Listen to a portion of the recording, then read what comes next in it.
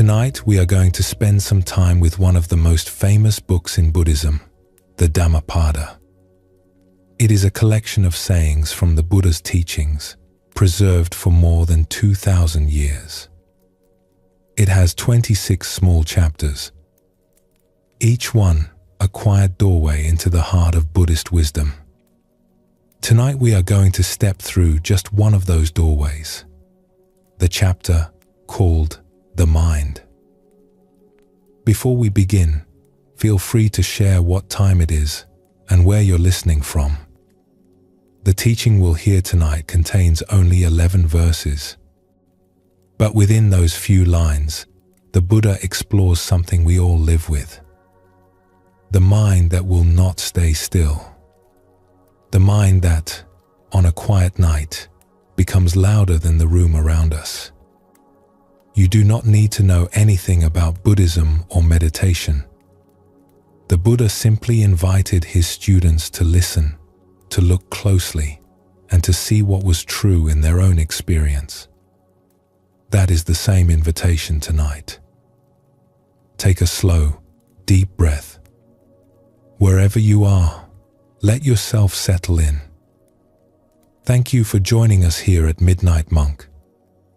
Let us begin. People often think their wandering mind at night is a personal flaw. You lie down to sleep, and the mind starts up. It goes to tomorrow. It returns to yesterday. It rehearses conversations.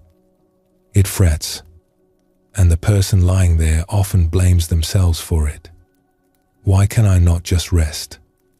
What is wrong with me? But this experience is not new, and it is not yours alone. It is one of the most universal experiences of being human, and one of the oldest things in the world to be written about. The Buddha noticed this same restlessness himself over 2,000 years ago. He sat with it. He watched his own mind do exactly what your mind does. And then he taught about it plainly to anyone who would listen. He did not call the wandering mind a problem. He did not call it a failure. He simply named it with great kindness and pointed to a way through. That teaching is preserved in a single small chapter of the Dhammapada, just 11 verses. And tonight, we are going to spend some quiet hours with those verses, beginning with one of the most relatable in all of Buddhist wisdom. There is a verse in the Mind chapter that says this: hard to hold back, flighty, alighting where it will. It is good to tame the mind. A tamed mind leads to bliss. The Buddha is describing the mind exactly as it is. Not the mind we wish we had. Not the mind some imagined wise person has, somewhere far away. The mind we actually live with. Yours and mine. Flighty. Alighting where it will. He does not call the mind bad or broken or in need of fixing. There is no shame in this verse, no judgment, no demand that the mind should be different than it is. There is only description. The mind, as it actually is. Flighty, hard to hold back, alighting where it will. For many people, hearing the mind described this way is the first time they have ever felt their own experience met without judgment. Most of us were taught, somewhere along the way, to be ashamed of a wandering mind. We come to believe that calm people have calm minds, that meditation is about emptying the mind, that falling asleep should be easy. And if it isn't, we tell ourselves, something must be wrong with us. The Buddha says none of that. He tells us the mind is naturally restless, naturally hard to hold, naturally alighting wherever it pleases. Not as a punishment, not as a sign that we are doing something wrong, but simply as the way the mind is. There is a teaching in Buddhism that the mind is like a small bird. Birds fly. That is what birds do. Telling a bird to stop flying is not wisdom. It is misunderstanding what kind of creature you are dealing with. The mind that comes to you at night, that goes to tomorrow's meeting, that replays the conversation, that wanders into worry, is not a broken mind. It is a mind doing what minds do. This is the first thing the verse offers. Relief. The simple, kind recognition that you are not broken. You are human. And then the verse goes on. It is good to tame the mind. A tamed mind leads to bliss. This second part is where some people get confused, because the word tame can sound harsh. It can sound like control, like force, like the mind is a wild animal that has to be subdued. But this is not what the Buddha meant. In the language of the Dhammapada, taming the mind is closer to befriending it, working with it patiently, learning its habits, becoming familiar with it the way you become familiar with anyone you have lived with for a long time. A tamed mind is not a silenced mind, nor a perfect one. It is a mind that has been met, that knows itself, that is no longer at war with its own nature. And the verse ends with a promise. A tamed mind leads to bliss. The word bliss might also sound large, but in Buddhist understanding, this kind of bliss is not ecstasy. It is not some special spiritual state. It is the simple, quiet ease that comes when you have stopped fighting yourself. For many people, this kind of bliss is harder to recognize than the bigger emotions. It is quiet. It is undramatic. It does not arrive with fanfare. It is more like the absence of a low, constant struggle we did not even know was there until it began to soften. That softening is the bliss the verse is pointing to. When the mind is tamed in this gentle sense, ease becomes possible. Not because the mind has stopped thinking, but because thinking no longer feels like an enemy. The mind can move and the body can rest, and the two are not in conflict. That is the bliss the verse is pointing to. Not silence. Ease. This is what the mind chapter is offering us tonight. Not a method to silence the mind. Not a technique to push it into stillness. Something gentler than that.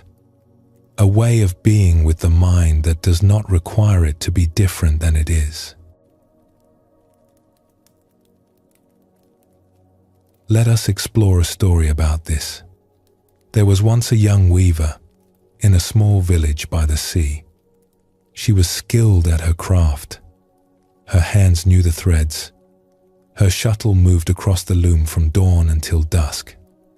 And in the daytime, she was at peace. The work itself was a kind of meditation, the rhythm steady, her mind absorbed in the colors. But at night, when she lay down on her mat, something changed.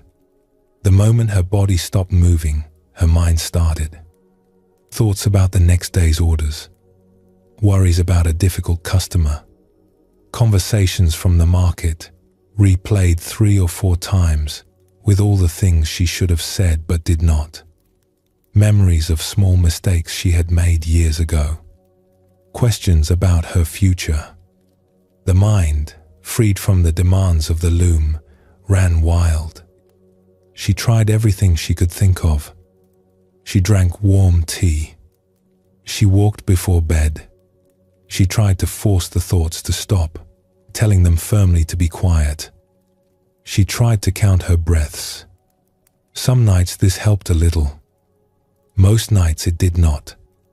After many months of poor sleep, she went to see her old aunt, who lived at the edge of the village. Her aunt was known for being a wise woman. Not in a showy way, She did not give lectures or claim to know secrets. She just had a quietness about her, the kind of quietness people came to when they were tired. The young weaver sat down across from her aunt and told her everything. The racing thoughts, the sleeplessness, the frustration that she could not seem to stop her own mind. Her aunt listened, nodding occasionally. When the young woman was finished, the aunt said, "Tell me, when a guest knocks at your door, what do you do?" The young weaver blinked. She did not understand the question. "I open it," she said. "I let them in. I offer them tea. And when the guest stays too long, what do you do then?" "I am polite. I sit with them. I do not force them to leave. Eventually, they go on their own."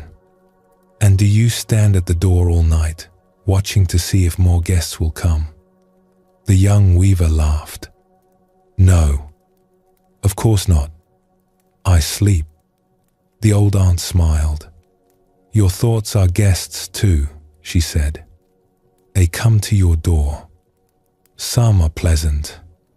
Some are not. Some stay too long, but none of them stay forever. They will move on as guests do. You do not have to fight them at the door, and you certainly do not have to stand watch over them. Greet them as you would greet anyone passing through. Then let them go." The young weaver thought about this for a long time. She did not fully understand, but something in the words felt true. She thanked her aunt, gathered her shawl, and walked home through the quiet evening streets. That night, when she lay down, the thoughts began as they always did. But this time, instead of trying to silence them, she simply noticed each one. Hello, thought about tomorrow. Hello, memory from last week. Hello, old worry returning. She did not argue with them. She did not invite them to stay. She let them be and let them pass. For the first time in many months, she did not feel at war with her own mind. There was a softness in her chest she had not known before, a kind of ease. The thoughts kept coming. The thoughts kept going. And she lay there, breathing in the dark, no longer fighting anything at all. The thoughts did not change for the young weaver. The mind did not stop. She did not learn some special technique to make her mind quiet. What changed was her relationship with what was happening inside her. This is one of the deepest teachings in Buddhism. That suffering in many cases does not come from the thing itself. It comes from our struggle against the thing. The thoughts at night are not the trouble. The fighting with the thoughts is the trouble. This was a central insight of the Buddha's teaching.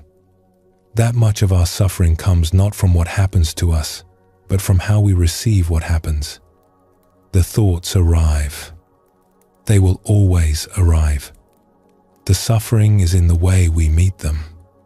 And the verse is showing us how to meet them differently. The verse from the Dhammapada calls the mind flighty, alighting where it will. The young weaver had been trying, for many months, to stop the alighting. Her aunt taught her to let the alighting happen, to meet each landing with a quiet nod, and the mind, met that way, began to find its own rest. Let us explore another story. In a small mountain town, two old friends met after many years apart. They had grown up together as boys. Then life had carried them in different directions. Now they were both old men, and they had not seen each other in nearly 40 years. They sat on a low stone wall outside a small tea house, watching the road, drinking from rough clay cups.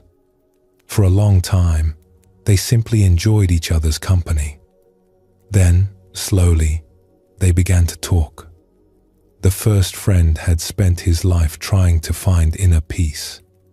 He had been a serious man even as a boy, and as he grew older, his seriousness deepened.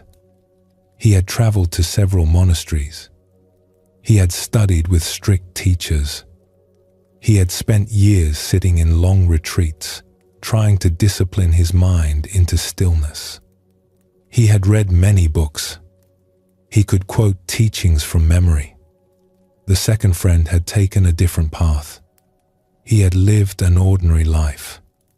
He had married, raised children, kept a small shop selling pots and pans. He had no formal training in meditation.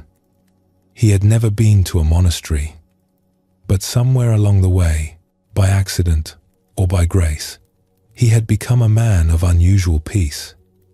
They began to compare notes. "Tell me," said the first friend, "I have spent decades trying to quiet my mind, and still, every night, the thoughts come. Every meditation, the thoughts come. I have done everything the teachings say. What am I missing?" The second friend laughed gently. "Do your thoughts come?" he asked. "Yes, constantly." "Do mine?" "Yes, of course, constantly." The first friend looked surprised. "But you seem so peaceful. Surely you have learned to stop them." "Oh no," said the second friend. "I never learned that. I do not think anyone can. The thoughts will come. That is what minds do." "Then how are you so at ease?" The second friend thought for a moment. "I think," he said slowly, "the difference is this. You have spent your life trying to make your mind your enemy and then defeat it. I gave up that fight a long time ago. Now I just sit with my mind, the way I would sit with a friend who talks too much. I do not always listen to what it says, but I do not resent it either. It is just my mind, doing what my mind does." The first friend was quiet for a long time. "You mean," he said finally, "I have spent 40 years fighting the wrong battle." "You have not fought the wrong battle," said his friend kindly. "You have fought a battle that did not need to be fought at all." They sat in silence for a while. A small wind moved through the trees. Somewhere in the distance, a bell rang once and was still. The first friend walked home that evening lighter than he had been in years. Not because anything had changed in his life, not because his mind had grown quiet, but because, for the first time, he was no longer at war with himself. In this story, two men with completely different lives arrive at the same teaching. One after decades of struggle, one almost without realizing it. Both come to understand, eventually, what the Buddha taught in this single verse. A tamed mind leads to bliss. Not a silenced mind. Not a controlled mind. A mind that has been allowed to be what it is and met with patience instead of force. There is a phrase often used in the Buddhist tradition. The mind is the master. But the master, here, is not someone who rules with force. The master is the one who knows the mind so well that the mind no longer needs to be controlled. Friendship, not domination. Familiarity, not force. The Buddha taught this through what he called mindfulness, the simple, ongoing practice of being present to what is happening inside us, not changing it, not fixing it, just being present. And in that presence, the mind comes to rest of its own accord. This is one of the oldest images in Buddhism. The mind is like water in a jar. It has its own natural clarity. We do not need to add anything to it. We do not need to filter it. We just need to stop stirring. And when we stop stirring, what was always there reveals itself. So here is something simple to carry with you tonight. It is not a technique, really. It is more like a way of being with yourself. The next thought that comes to mind, instead of pushing it away, simply notice it. You do not have to name it, label it, or analyze it. Just see that it has arrived, and then, gently, see that it has gone. And then the next one will come, and the next. They will keep coming. That is what minds do. But you do not have to do anything about them. You do not have to chase them or silence them. You just have to be present to them, the way the old aunt told the young weaver. Like guests passing through a doorway. Some welcome, some not. All of them passing. And as the mind softens, the body often softens with it. The shoulders, maybe. The chest. The breath.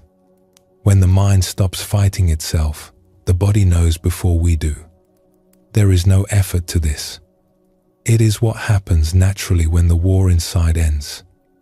This is the first kind step toward what the verse calls a tamed mind.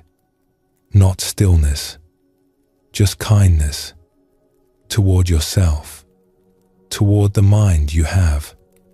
Let us pause for a moment. Take a breath. Notice how the body feels. And when you are ready, we will continue together.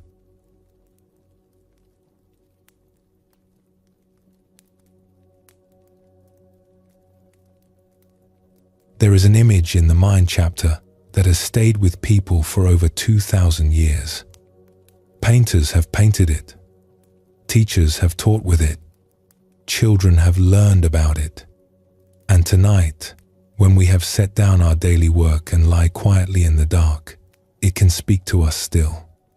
It is a simple image. A craftsman in a small workshop, working slowly on a single arrow. The Buddha, in this chapter of the Dhammapada, compares the mind to that arrow. And he compares the wise person to the craftsman. What this image offers is one of the deepest teachings in Buddhism about how to work with a wandering mind. Not by force, not by demand, but through the slow, patient practice of return, of bringing the mind gently, again and again, into its own true shape. The verse goes like this. The mind quivers and shakes, hard to guard, hard to curb. The discerning straighten it out, like a fletcher straightens an arrow. A fletcher is someone who makes arrows. It is an ancient craft, perhaps the oldest precision craft there is. For thousands of years, before the invention of metalwork or pottery or weaving on looms, there were already fletchers, shaping arrows for the hunt. To make a good arrow, the wood must be perfectly straight. If it bends even slightly, it will fly off course. The hunter will miss. The arrow will be lost. So the fletcher works carefully, sometimes for hours on a single shaft, to bring it into true. But here is the thing about wood. It does not want to be straight. It has grown in the forest with its own natural bends. It remembers its old shapes. Even after the fletcher has straightened it once, it will sometimes return to its earlier curve overnight. So the fletcher does not work in one sitting. He shapes the arrow. He sets it down. He returns to it the next day. He warms it gently over the fire, just enough to soften the fibers. He sets the bend. He lets it cool. He puts it aside again. This is how a straight arrow is made. Not in one heroic effort. In many small returns. The Buddha looked at this craft, which he would have seen practiced in every village he passed through, and he saw in it a perfect picture of how the mind requires our care. The mind, like the arrow, has its own bends. Old habits of worry, old patterns of thought, long-established ways of returning to what is familiar, whether or not what is familiar is helpful. When we try to make the mind go straight in a single effort, when we declare, "I will not think about this tonight," or "I will silence my worries," we usually fail. The mind, like wood, has its own memory. But when we work with it the way a fletcher works with the arrow, something different happens. We notice the bend. We attend to it gently. We do not force it. We do not break it. We just bring it, with kindness, back toward the straight. And then we set it down. And then we return. The Buddha called this kind of practice mindfulness. The English word can sound thin, especially now when it appears on coffee mugs and yoga schedules. But the original meaning is closer to remembering. The practice of remembering, over and over, to come back, to the breath, to the moment, to the body, to the actual experience of this present life, which is the only life we have. In every school of Buddhism, from the quiet forest traditions of the South to the great Zen monasteries of the East, this is the foundation. Not stillness, not silence. The patient practice of return. Different teachers have called it by different names. But underneath the names, it is always the same gesture. The mind has wandered. The hand of attention gently brings it back. Every time the mind wanders, and we notice it has wandered, and we gently bring it back, we have done one return, one straightening of the arrow.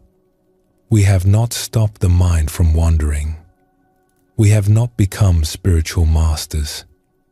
We have just made one small adjustment. Tomorrow we will make another, and the day after that, another. This is the path in the Buddha's teaching. Not a single moment of great insight. A long, slow, patient series of returns. And the bliss the verse promises, the bliss of the tamed mind, does not come at the end, when the mind is finally still. It comes inside each return. The kindness with which we bring ourselves back, again and again. That kindness is itself the bliss. Let us explore a story about this. In a small mountain village, long ago, there lived an old fletcher who was known across the region for the quality of his arrows. Hunters came from far away to buy them.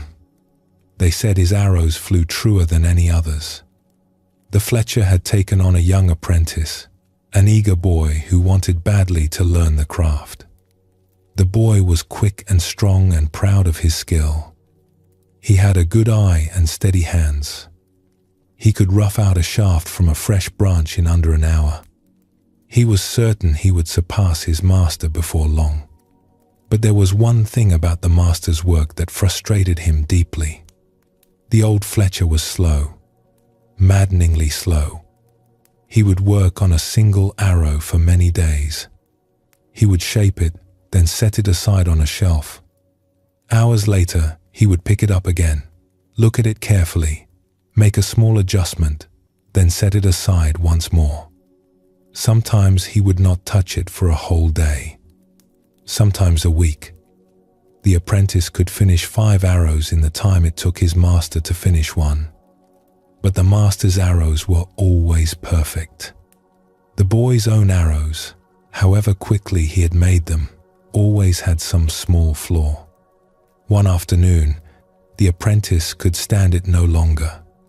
"Why do you work so slowly?" he asked his master. "Why do you leave the arrow on the shelf for days? You could finish so many more if you simply applied yourself." The old fletcher looked up from his bench. He held the half-finished arrow in his hand. "Come and look at your arrows," he said. The apprentice brought him 3 of his recent ones. The old man took each in turn. He held it at eye level. He sighted along its length. Then he set them down. "This one bends slightly to the left," he said. "This one has a slight curve at the back. This one is almost straight, but not quite." "They will still fly," the apprentice protested. "They will hit the target." "They will fly," his master said, "but not as truly as they could. What I am trying to teach you is not how to make an arrow that will fly. It is how to make an arrow that is true. There is a difference." He picked up his own slow arrow again. "You cannot hurry a thing into straightness," he said. "You can only return to it. Today, I will bring it back a little. Tomorrow, I will bring it back a little more. The wood remembers its old shape. So I must remember mine and bring the wood back, gently, again and again, until my way of seeing it is what the wood follows." The apprentice did not understand. Not fully. He went back to his bench and began another arrow. But that night, lying on his mat, he could not stop thinking about his master's words. You cannot hurry a thing into straightness. You can only return to it. He thought about his own life, his own habits, the way he had been working, the way he had been with himself. Many years later, when he was an old man and a famous craftsman in his own right, he understood. His master had not been teaching him about arrows at all. He had been teaching him how to be with a thing that resists, with wood that bent, with apprentices who did not understand, with his own quick hands that wanted to rush, with everything in a life that comes into shape slowly through the kindness of returning to it, again and again and again. The old Fletcher was speaking, of course, about more than the craft of arrows. He was speaking about the slow work of becoming anyone we wish to become, about friendships, about skills, about the mind. In Buddhist understanding, this is one of the great laws of inner life. You cannot hurry the heart. You cannot hurry the mind. You cannot push the soul into shape through force of will. These things do not respond to pressure. They respond to attention. They respond to return. A mind, like an arrow, will revisit its old bends. We will worry tonight about something we worried about a year ago. We will replay a conversation we have replayed 100 times. This is not a sign of failure. This is the wood remembering its shape. What changes the mind, in the end, is not effort. It is the patient hand that keeps returning. There is an old saying in Zen that the mind is trained not by force, but by familiarity. We do not become someone new by deciding to be. We become someone new by returning, again and again, to the small choices that shape us. Each return is a small kindness. Each return is a small turning. And over time, without our noticing, we have become someone other than we were. Let us explore another story. In an old monastery, perched on the side of a mountain, there lived a young monk who had only recently taken his vows. He was perhaps 20 years old. He had come to the monastery because he had heard, in his village, that the monks knew the secret to a quiet mind. He wanted, more than anything, to learn it. But the monastery had disappointed him. The teachers did not give him any techniques. They did not share special words or sacred chants. They simply taught him to sit and to follow his breath. That was all. For weeks, the young monk sat, and for weeks, his mind would not stay with the breath. He would breathe in, intend to follow the breath, and within 3 seconds his mind would be somewhere else, planning the next day's chores, replaying a conversation from his village, thinking about food, thinking about whether he had made the right decision in coming here at all. After many weeks of this, he could not bear it anymore. He went to his teacher, an old monk who had been sitting in that same place for 40 years. "I cannot do this," the young monk said. "I sit and I follow the breath and my mind goes somewhere else. I bring it back and it goes again. I bring it back and it goes again. I cannot keep my mind on one thing for more than a few seconds. I think I am not meant for this practice." The old monk listened. He did not interrupt. When the young man had finished, the old teacher was quiet for a moment. Then he said, "Tell me, when your mind wanders, what do you do?" "I bring it back," said the young monk. "And when it wanders again?" "I bring it back again. And when it wanders a third time, I bring it back a third time." "And what do you call the wandering?" "Failure." The old teacher smiled. "And what do you call the bringing back?" The young monk hesitated. "Just what I am supposed to do, I suppose, before I fail again." The old monk shook his head slowly. He picked up a small stone from beside his cushion and held it in his open palm. "The wandering is not the failure," he said. "The wandering is what minds do. It is no more a failure than this stone being heavy is a failure. It is simply what is." He closed his hand around the stone. "The bringing back, that is the practice. Not the moment before the wandering, not the moment of getting it right. The bringing back, that is the entire thing. That is the only thing we are doing here." He opened his hand again. "Every time you bring your mind back, that is one moment of practice. Whether you bring it back 10 times in a single session or 10,000 times, that is the same practice, over and over. The teacher you were looking for in coming here is not me. It is your own returning. That is who teaches you. That is who has been teaching you all along." The young monk sat with this for a long time. He went back to his cushion the next morning. His mind wandered as it always did. He brought it back, and he kept sitting.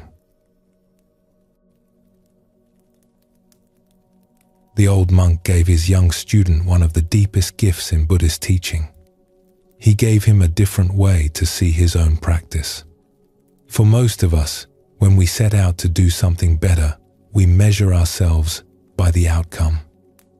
Did the mind stop wandering? Did I make the arrow straight in one try? Did I learn the lesson today? And when we fall short, we count it as failure. The Buddha, in this verse, offers a different measure. The fletcher does not measure himself by how many bends the arrow had. He measures himself by the patience with which he returns to it. Each return is the work itself. In Buddhist understanding, this is the heart of practice. Not perfection, not the absence of difficulty. The patient hand that keeps returning. The mind that wanders 10,000 times and is brought back 10,000 times is not a failed mind. It is a mind being shaped slowly by the kindness of its own returning. The Buddha once said that just as the great ocean has one taste, the taste of salt, his teaching has one taste, the taste of freedom.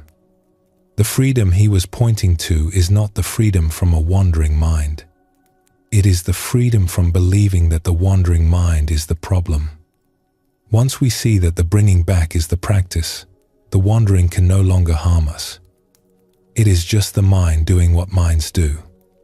And we, gently, are doing what humans do. We are returning. So here is something to carry with you tonight. The Fletcher and the old monk both already talked about it. Whatever the mind does in the next hours, when it wanders, simply bring it back. To the breath, to the body, to this room, to the dark beyond the window. Wherever you choose to rest your attention, the mind will leave again, probably within seconds. That is fine. That is what minds do. Bring it back. It will leave again. Bring it back. There is no failure here. There is no count being kept. There is no measuring of whether you have done the practice right. The bringing back is the practice. Every time, without exception. And as you do this, do not be hard with yourself. The Fletcher is never hard with the wood. He knows the wood will return to its old shape. He just returns, kindly, again. So can you. So can we all. This is what the verse offers. Not the perfect arrow. The patient hand that knows how to come back. So we let the mind do what the mind does. And we, as much as we are able tonight, do what the wise have done for 2,000 years. We return when we notice we have wandered, and then we return again. Take a slow, deep breath. Notice the quiet. When you are ready, we will go on together.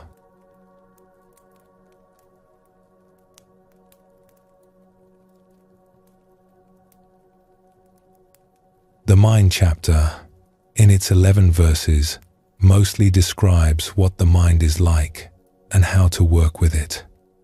But there is one verse near the middle of the chapter that does something different. It does not describe the mind. It describes the person who has tended the mind. It paints a small portrait of what is possible.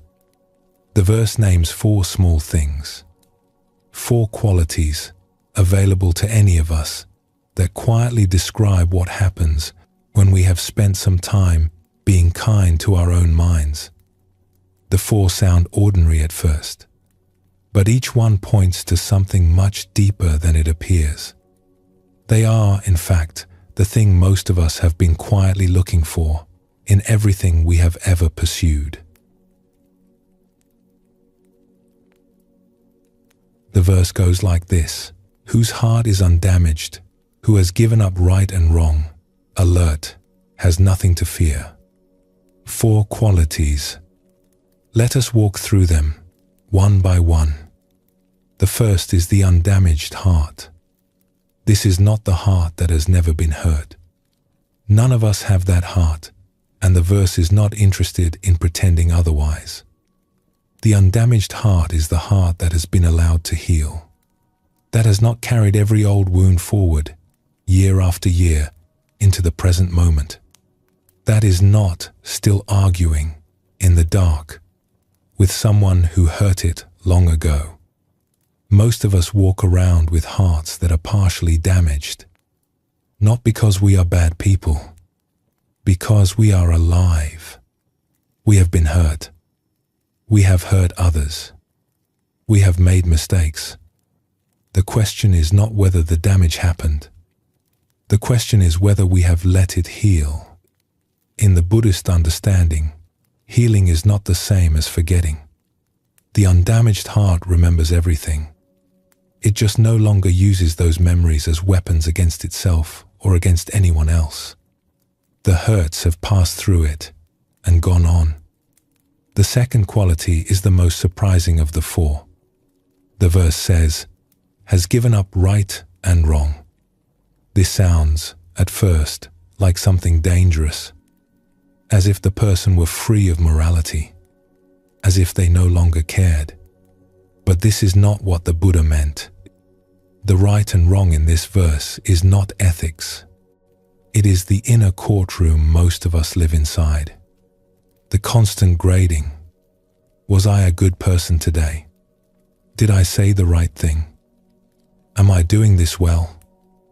Did I make the right choice 5 years ago, 10 years ago, when I was 12? That inner court runs in the background all day for most of us. We barely notice it because we have lived with it our whole lives. It is the voice that grades each interaction.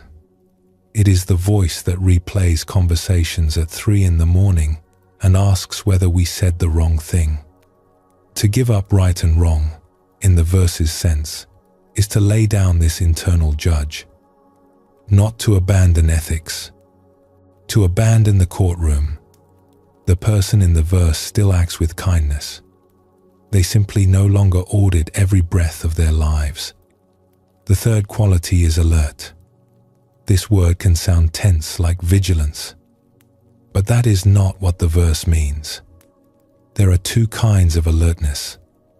The first is the alertness of fear. The animal in the field, scanning for danger. The mind that is on guard against threats. Most of us know this kind well. It is exhausting. The second is the alertness of presence. The grandmother who notices her grandchild's small change of mood. The fisherman who knows from the surface of the water what is happening beneath. This is not the alertness of fear. It is the alertness of love. The verse means this second kind. Alert because awake. Alert because present. Not because something dangerous might happen. And the last quality has nothing to fear. This is not the absence of fear because nothing can go wrong. Things can go wrong. The Buddha was speaking to people who lived in a world even more uncertain than our own. He was not promising them safety. What he was promising was something deeper. The foundation underneath us, the verse says, does not depend on what happens. The events of life will come. Some of them will be hard. But the bottom of us, the heart itself, is not what those events arrive at. The events arrive at the surface.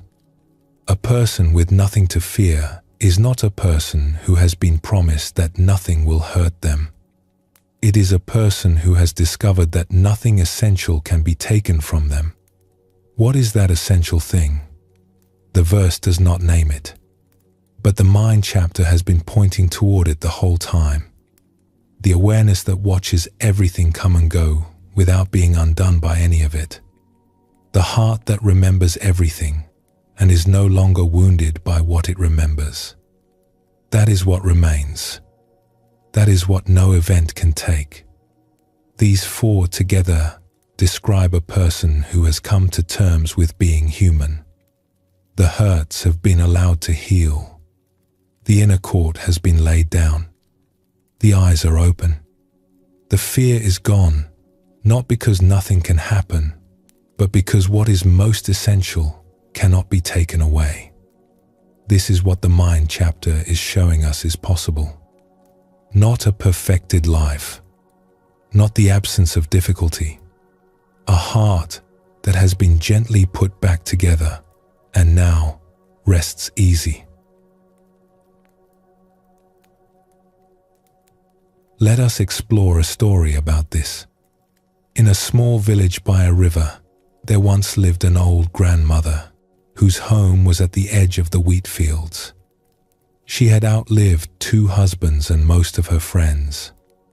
She kept chickens and a small garden and a clay pot of medicinal herbs that she gave away to anyone in the village who asked. People came to see her not for the herbs. They came for her presence. There was something about her that no one could quite name, but everyone recognized. When you sat in her kitchen, your shoulders came down. Your breath slowed. The worries that had felt urgent that morning seemed smaller by the time you walked home. For years, no one quite understood why. She was not wise in any showy way. She did not give long speeches or quote sacred texts. She did not pretend to have answers she did not have. She was just there, in her quiet kitchen, with her hands busy and her eyes kind.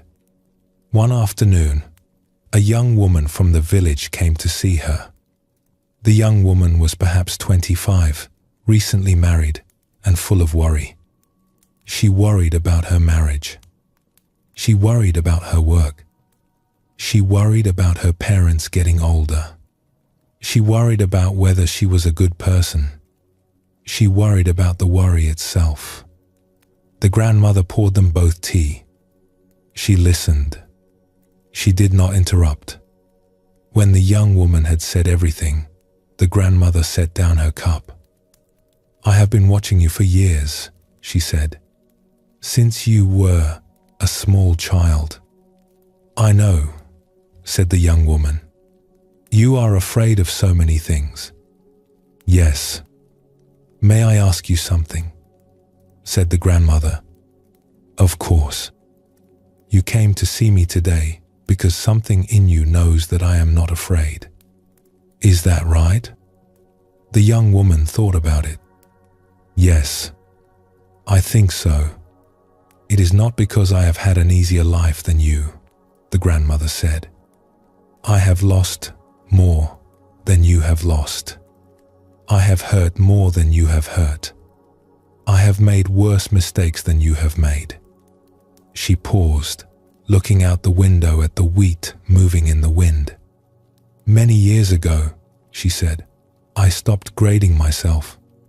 I stopped asking whether I was doing well, or whether I was a good person, or whether I had said the right thing.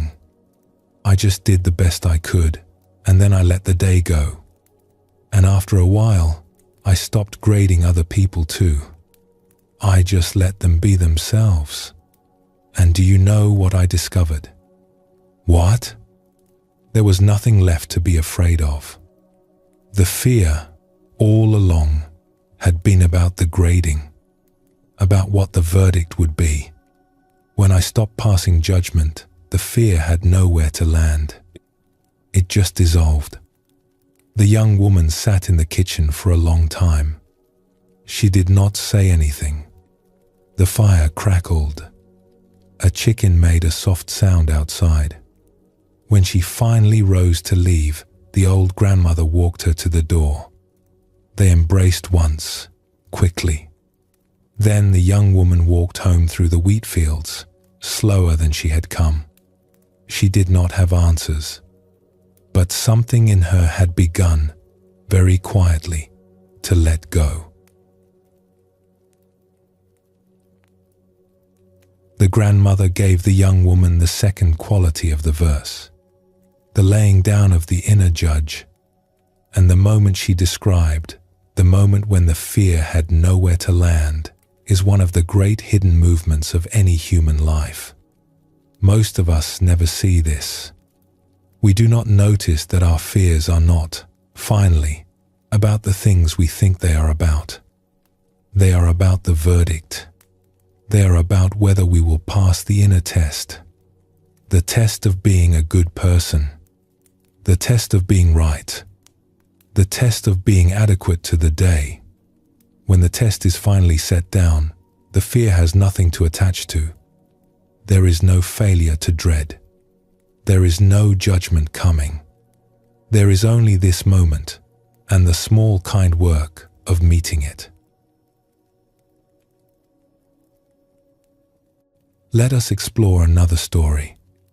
In an old monastery, high in the mountains, there lived a monk who had been practicing for almost 60 years. He had entered the monastery as a young man. He had grown old within its walls. Most of his original teachers were long gone. His friends from the early days had moved on, or passed away, or grown into elders themselves. He was not famous. He had written no books. He had not founded a school of his own. He had simply stayed, year after year, doing the small, ordinary work of monastic life, tending the gardens, sweeping the courtyard, sitting in meditation each morning and evening, greeting visitors who came up the long mountain path. One day, a young traveler made the climb. He had heard in his village that there was a very old monk at the top of the mountain who was said to have found peace. The young traveler had been searching for something he could not quite name. He had read books. He had visited teachers. He had tried many things. None of it had brought him what he was looking for. He was led to a small room where the old monk sat on a worn cushion. The monk looked up. He gestured to a second cushion. The young traveler sat down. For a while, neither of them spoke. The old monk seemed perfectly at ease in the silence. Finally, the young traveler said, "I have heard you have practiced for 60 years. Yes. May I ask what you have gained?" The old monk thought for a long moment. He looked at the small window, at the patch of sky beyond it. He looked at his old hands. Then he looked at the young man. "I am at home in myself," he said. The young traveler waited. He had expected more. A list, perhaps. Specific powers. Specific insights. Some doctrine that would change his life. "That is all?" he said. "That is all," said the old monk. The young traveler felt something close to disappointment.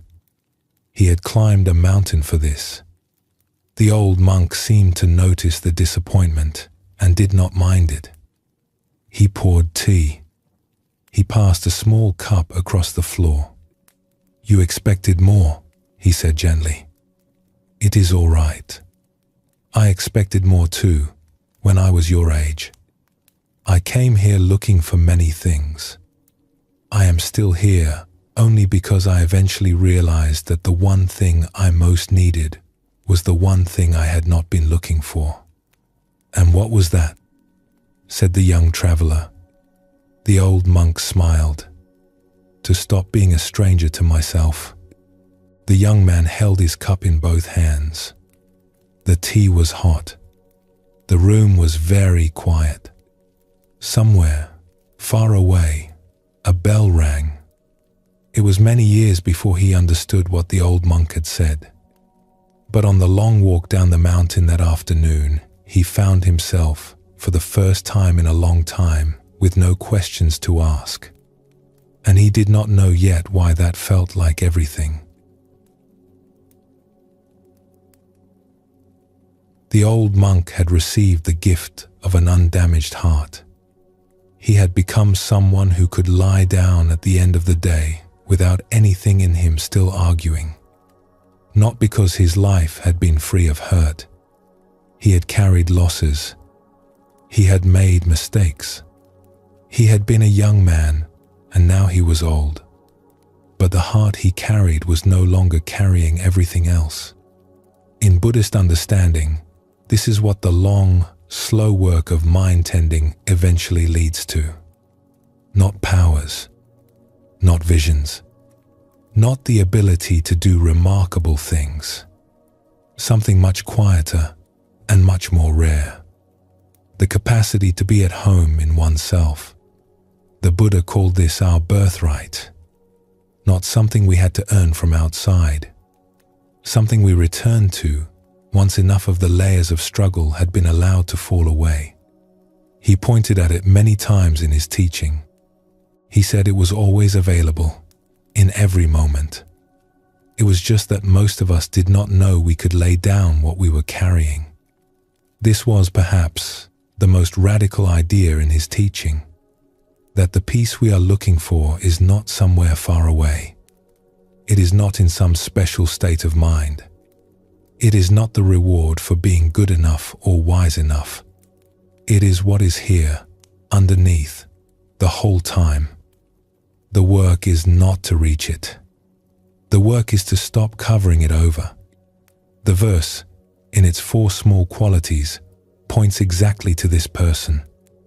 The one who has come home, the undamaged heart, the set-down courtroom, the eyes open, the fear let go.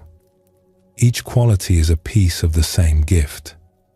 And the gift is not for a special few.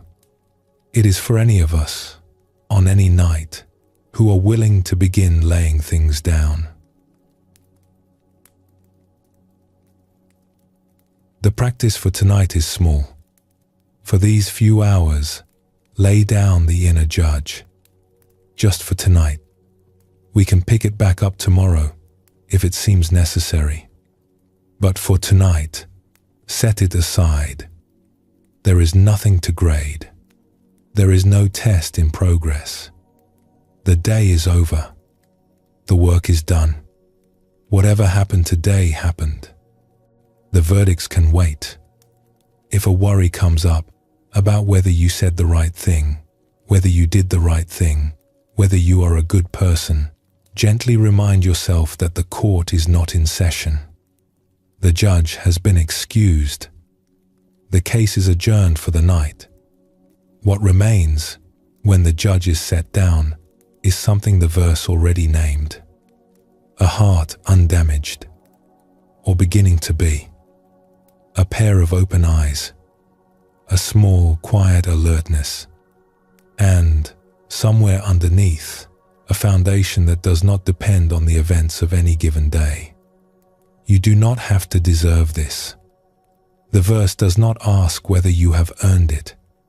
It simply offers it. To anyone willing, on any night, to let the judge go home. So tonight, just for now, we let the judge go home. We let the day go. We let the heart be as it is, and the breath find its own pace. Let us rest here for a moment. Take a slow, deep breath. Notice what has begun to soften. When you are ready, we will continue.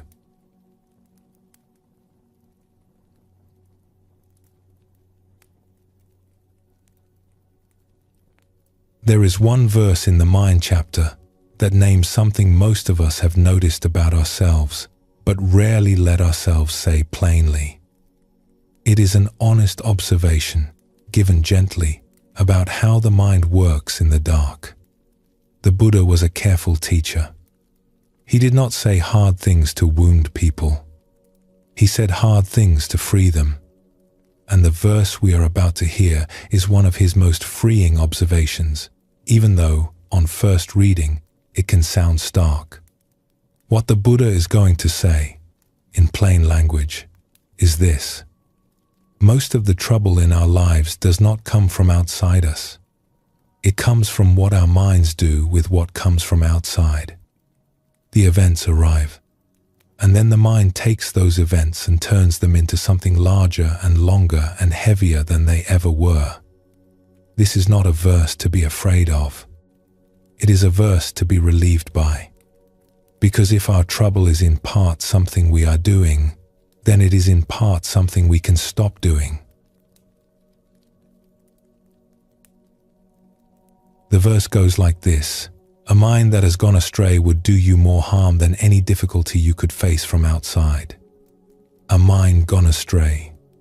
The Buddha is not, here, speaking of a morally wandering mind. He is speaking of something much smaller and much more common.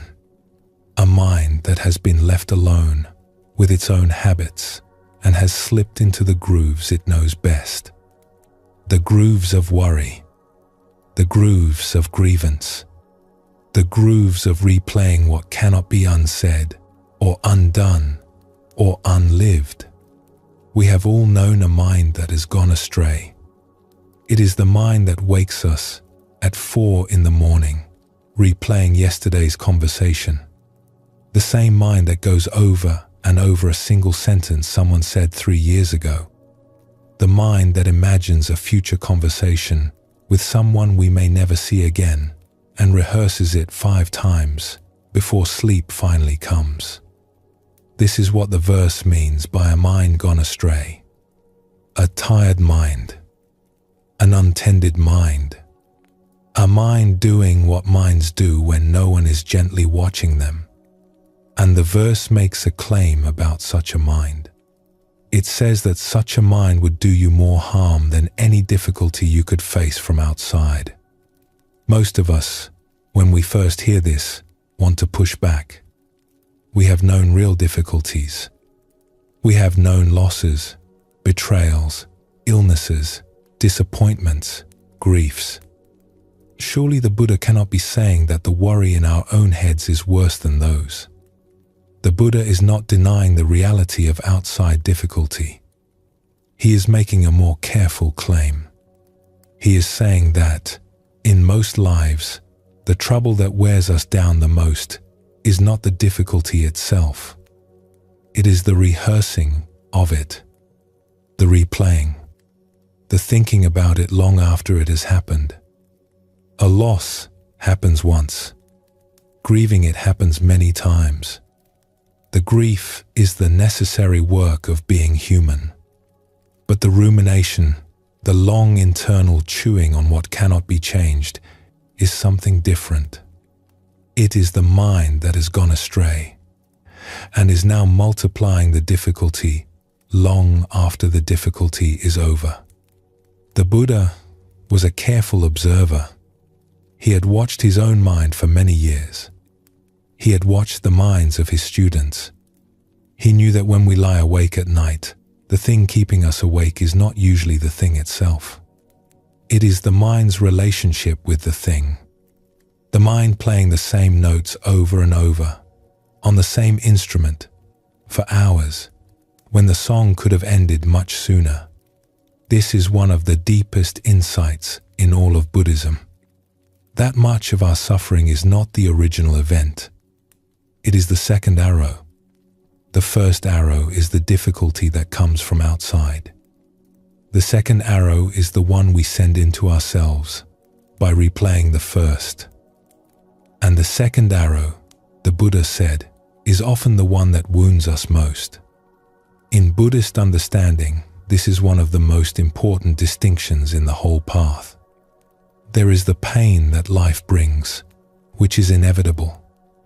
And there is the suffering that we add on top of it, which is not. The first cannot be avoided. The second can, slowly, be set down. And the verse we are sitting with tonight is one of the clearest pointings to this truth in all of Buddhist literature. The verse is not blaming us for this. It is pointing at it, so that we can see it, so that we have the chance, if we choose, to set down the second arrow, to let the first wound heal, to stop multiplying what was, originally, only one event. There is a kind of relief that comes with this teaching when it is heard rightly, the relief of recognizing that what is keeping us awake is not the world. It is something much smaller and much closer and much more under our influence than we knew. Let us explore a story about this. In a small town at the foot of the hills, there once lived a baker. She had built her business slowly, over many years, from a tiny stall in the market into a proper shop with 2 ovens. She made good bread. People came from neighboring towns for her loaves. When she was perhaps 30 years old, a miller from the next valley had cheated her. He had promised her a large quantity of fine flour at a fair price. She had paid him in advance, as she usually did with trusted merchants. The flour, when it came, was of much lower quality than what they had agreed on, and less in quantity than what she had paid for. She confronted the miller. He denied everything. He was a powerful man in his village, and she was a young baker just starting out. There was no court that would side with her. In the end, she absorbed the loss. It was a hard moment. But she went on. she found a better miller. She continued building her business. Her bread became famous in the region. She had 3 children. She grew older.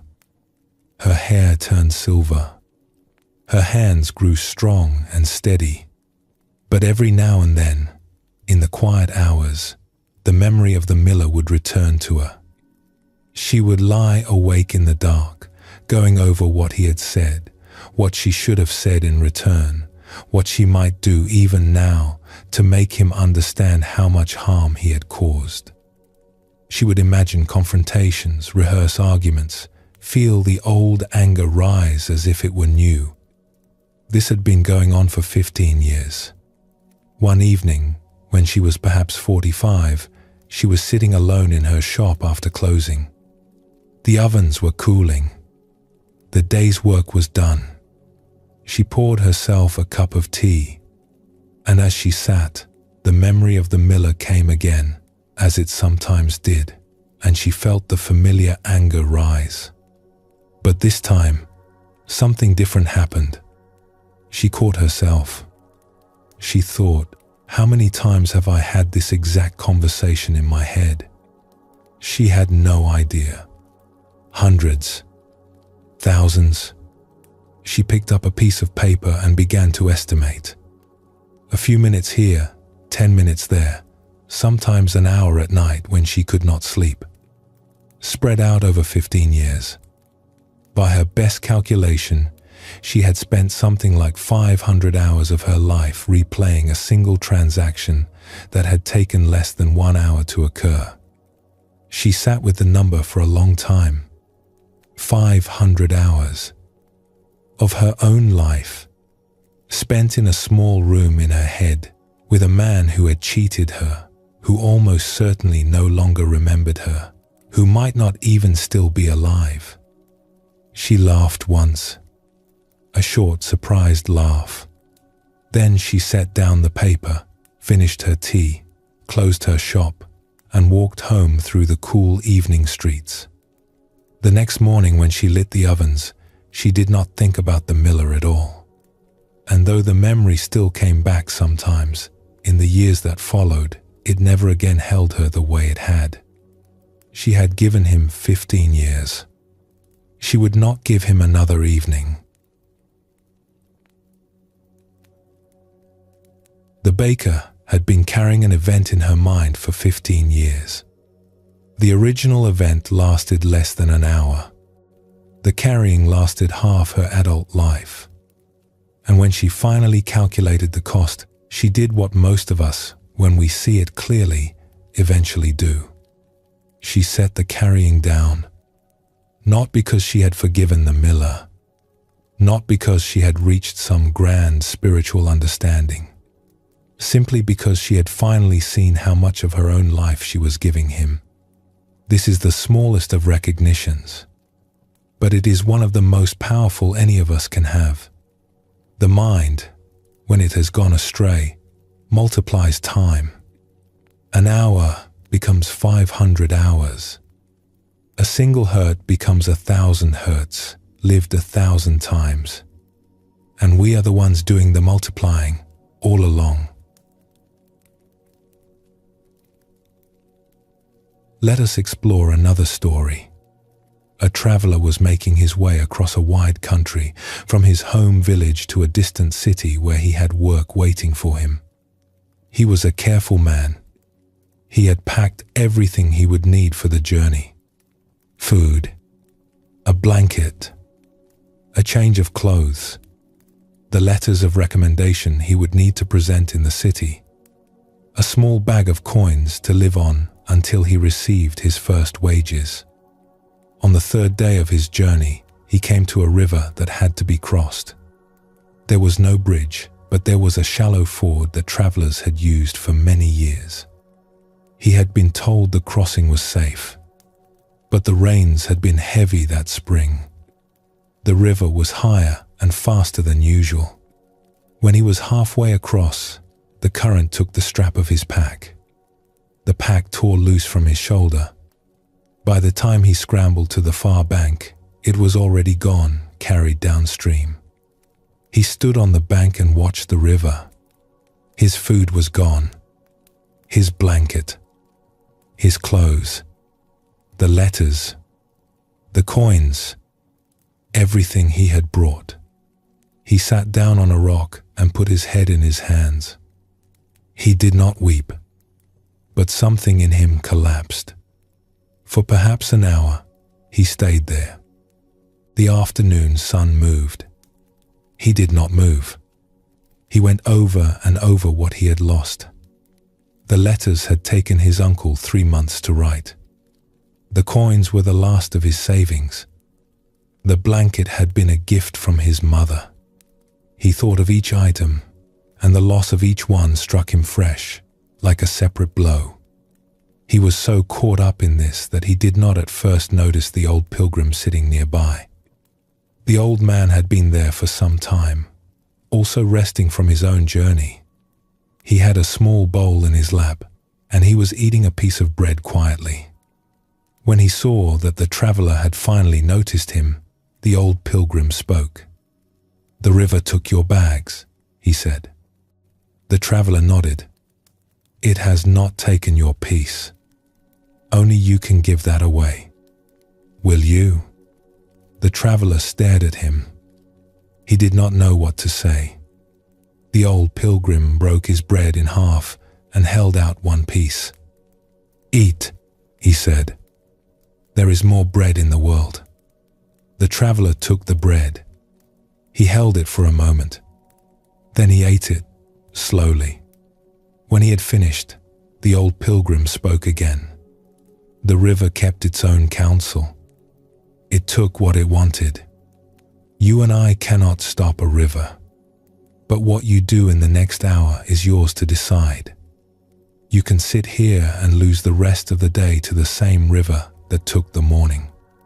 Or you can stand up and walk on, and the river will only have taken your bags. The traveler sat for a while longer. Then he stood up. He thanked the old pilgrim. He walked on toward the city. He did not have his clothes, his letters, his savings, but he had his life. He had the road ahead, and he had a small piece of wisdom that he had not known when he set out that morning, and that he would carry the rest of his days. The river took the traveler's bags. That was the first arrow. He could not have stopped it. He could not have undone it. But what he was doing on the rock, in the long hour after the loss, was the second arrow. The thinking, the replaying, the accounting of every item, again and again. The mind had gone astray. The river had stopped taking things, but the mind was still taking from him every minute he sat there. By the end of that hour, the loss of his bags had become much smaller than the loss of his peace. The old pilgrim gave him a Buddhist teaching, even though he did not call it that. He pointed out that the river had done what rivers do. The bags were gone. That fact could not be argued with. But what the traveler did in the next hour, with his own mind, was a different matter. The mind, unlike the river, was his. This is the heart of what the verse is teaching. The events of life are not what we have the most influence over. The mind, in its response to those events, is what we can come to know and tend and slowly bring home. And when the mind comes home, the second arrow stops flying. There is only what actually happened, which was always smaller than what we had been carrying. The Buddha taught, in many places, that this is the true work of a contemplative life. Not to escape the world, where the river always takes something eventually, but to come home to the mind, where we have some say in what we do with what the world brings. The world is not ours. The mind, in time, becomes ours. If something is replaying in the mind tonight, something old, something you cannot change, The verse offers you a small kindness. The hurt happened once. It happened in its own time, and it was real, and it deserves to be acknowledged. But the replaying is happening now. The replaying is the second arrow. And the replaying is something the mind is doing in this moment, that the mind can also stop doing. This is not about pretending the hurt did not matter. It mattered. It still matters. The work is not to deny it. The work is to notice when the mind is replaying and to choose, gently, not to feed the replaying. To say to the mind, the way the old pilgrim spoke to the traveler, the river has already taken what it took. The thinking does not bring back what is lost. The thinking only loses more of what is here. And then, breath by breath, to let the replaying pass. Not by suppressing it, by no longer agreeing to be carried by it. The thoughts may keep coming, but we no longer have to follow them down the same old paths. So tonight, if there is anything still being multiplied, anything still being replayed, this may be an hour to begin laying it down. Not all at once, just a little, just for now. Let us rest here for a moment. Take a slow, deep breath. Notice what has begun to ease. When you are ready, we will continue.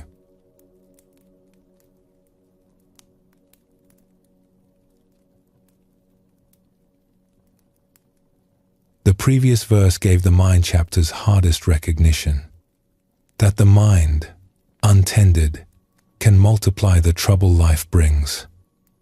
This verse, written immediately after it, is its companion, and it gives the chapter's most surprising promise.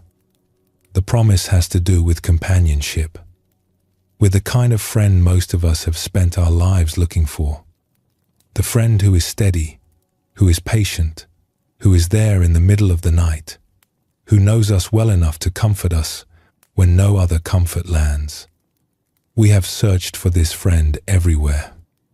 The verse is going to tell us where this friend has been the whole time, and it is going to suggest that we have, for our whole lives, been looking past the one place that could ever have given us what we were seeking.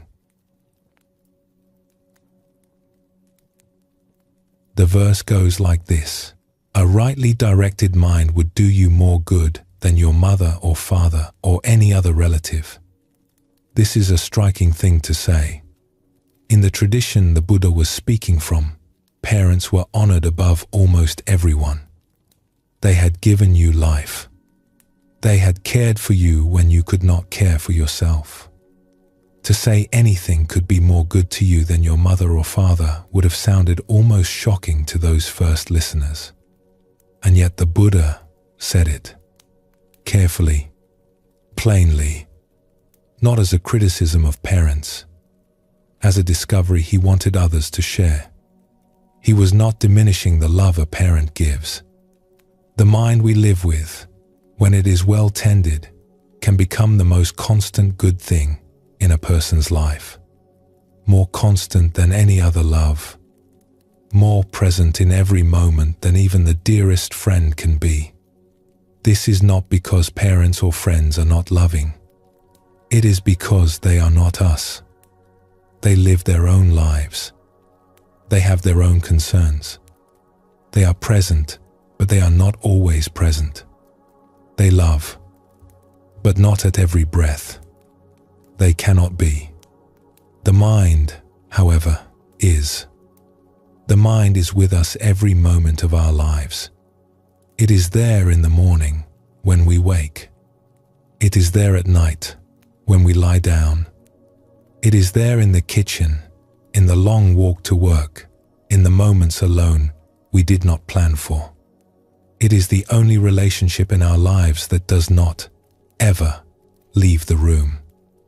And the verse makes a small but radical observation. Most of us have lived with this constant companion without ever considering what kind of friend it has been. We have not thought about how it talks to us, We have not noticed how it treats us in the middle of the night, or how it spoke to us the last time we made a mistake, or what it has been saying to us for the last hour of this very day. When we do begin to notice, we often realize something difficult. That the mind has not always been a good friend.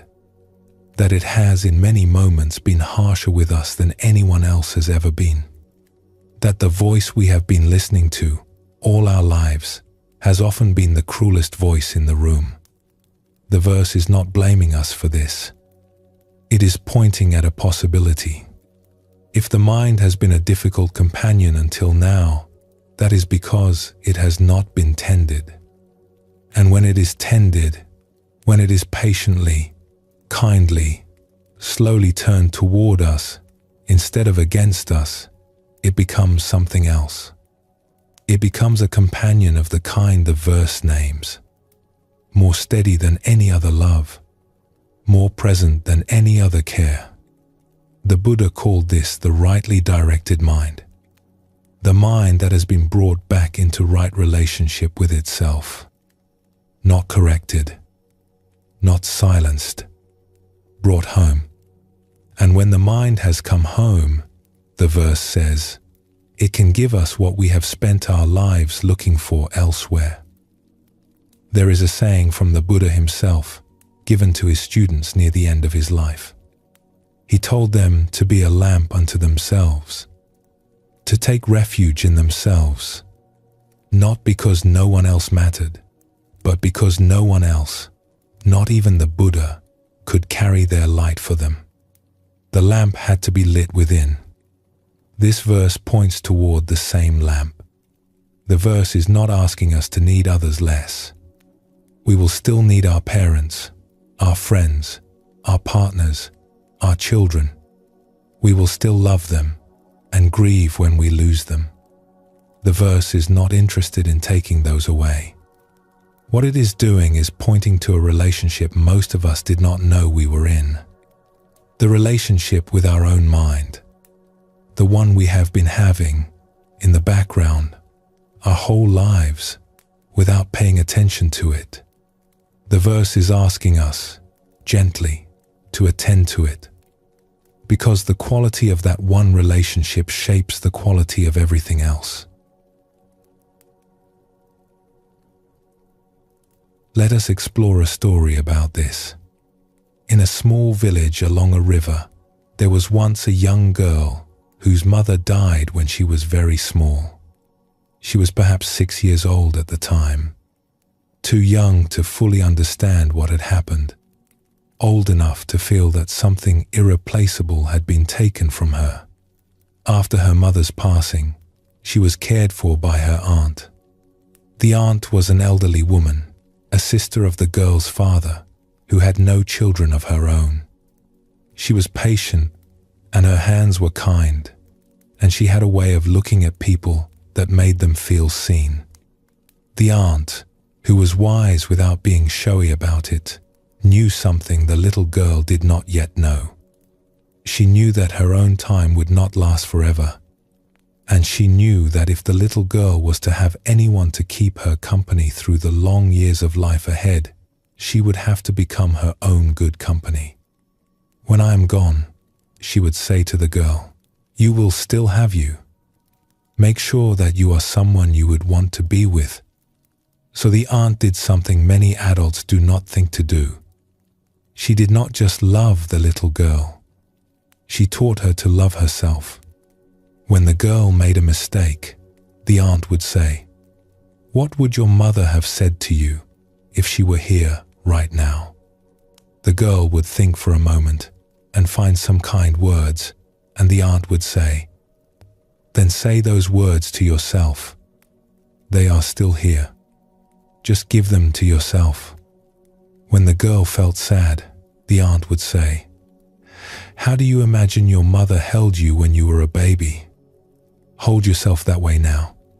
When the girl woke at night in distress, the aunt would say, you can be a kind voice to yourself.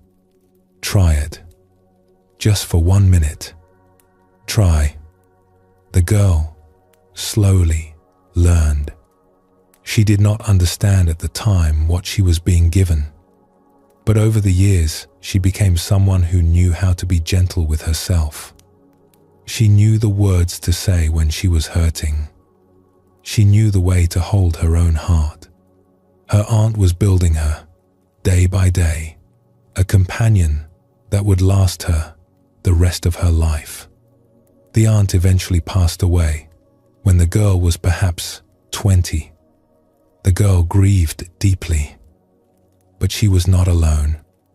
She had a friend inside her, by then, that her aunt had helped build. The friend was not the aunt. It was not her mother. It was something else entirely. It was the version of herself who knew how to be kind. The version who knew the words.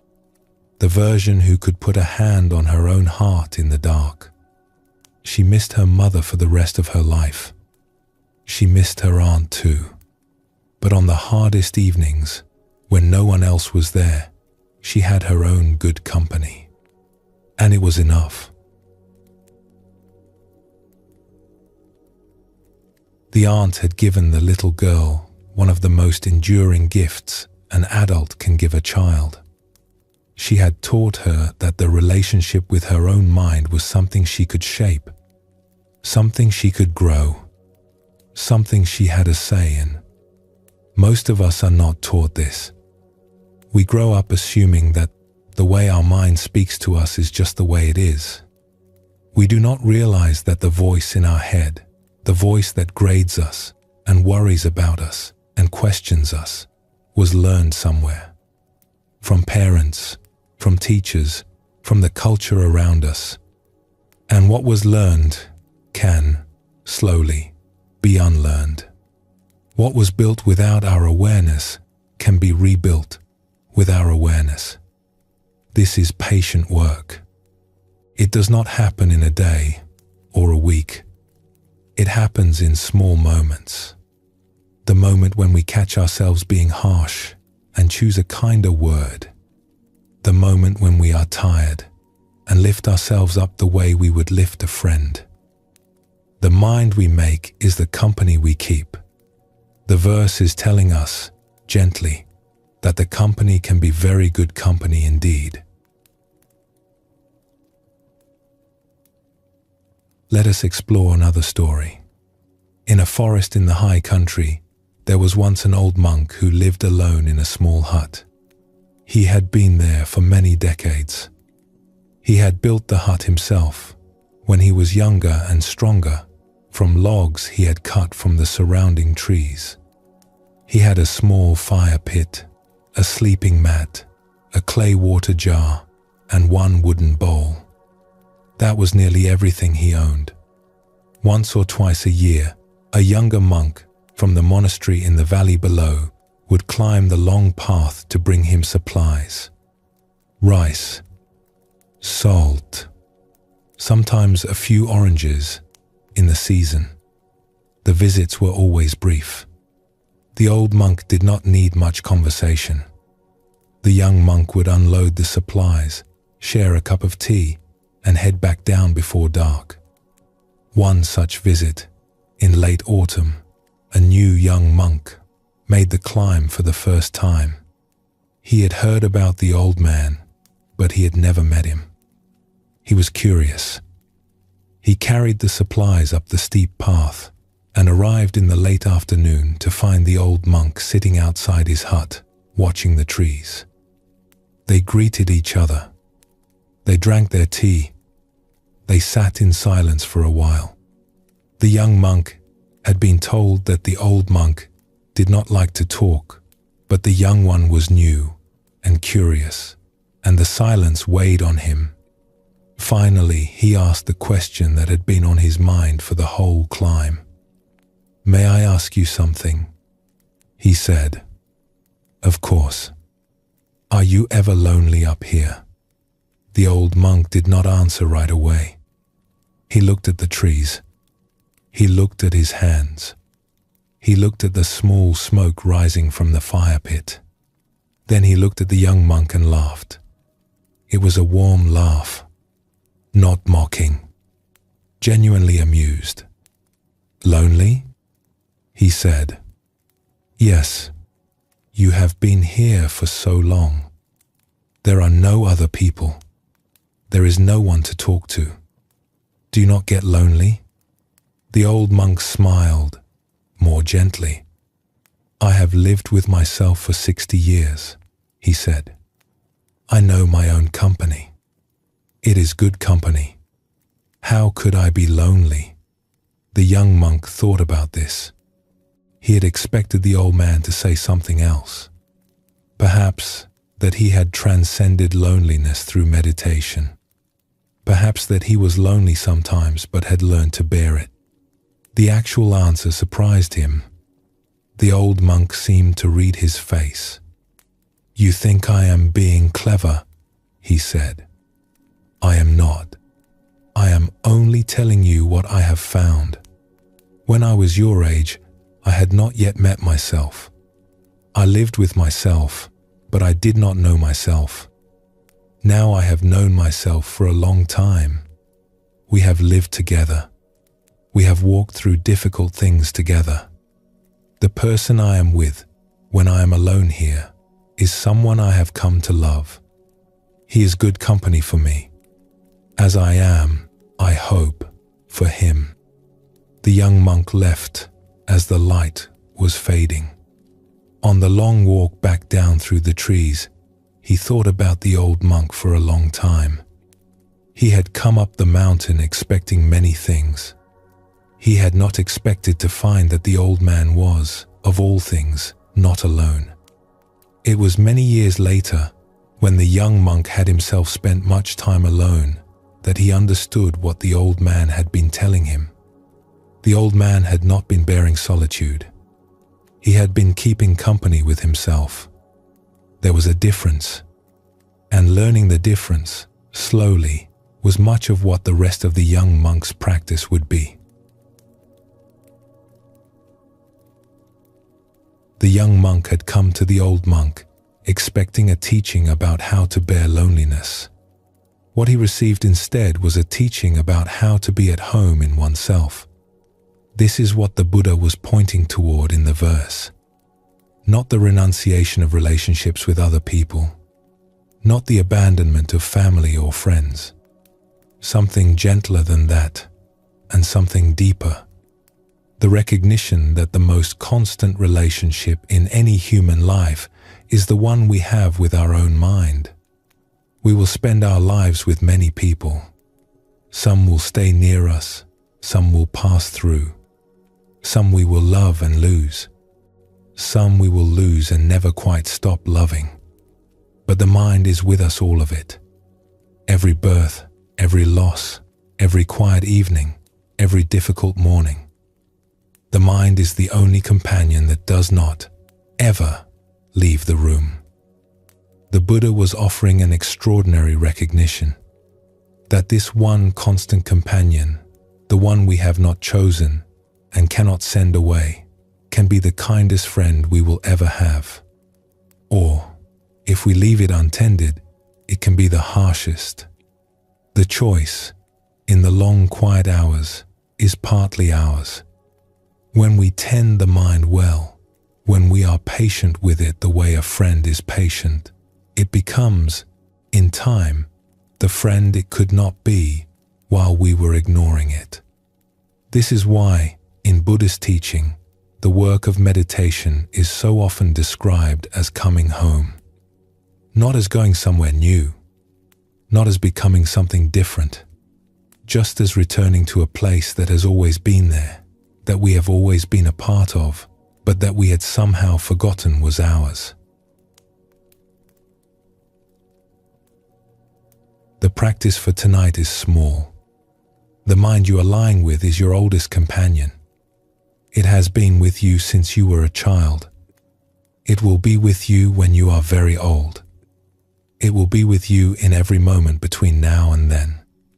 What would you offer a friend who had been with you that long? A friend who had walked through every difficult night you had ever had? A friend who knew every secret you had ever kept? Tonight, offer that friend a small kindness.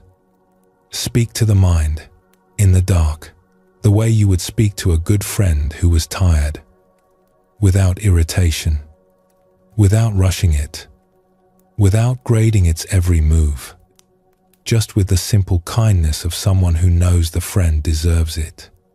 When this becomes possible, even for a moment, the verse begins to come true. The mind, met with kindness, gives kindness back, without fail, because the kindness was, the whole time, what it was made of. So tonight, let the friendship begin, or let it continue. The mind has been waiting a long time to be met this way. Rest here. Breathe slowly. Let what has been said settle in its own time. When you are ready, we will go on together.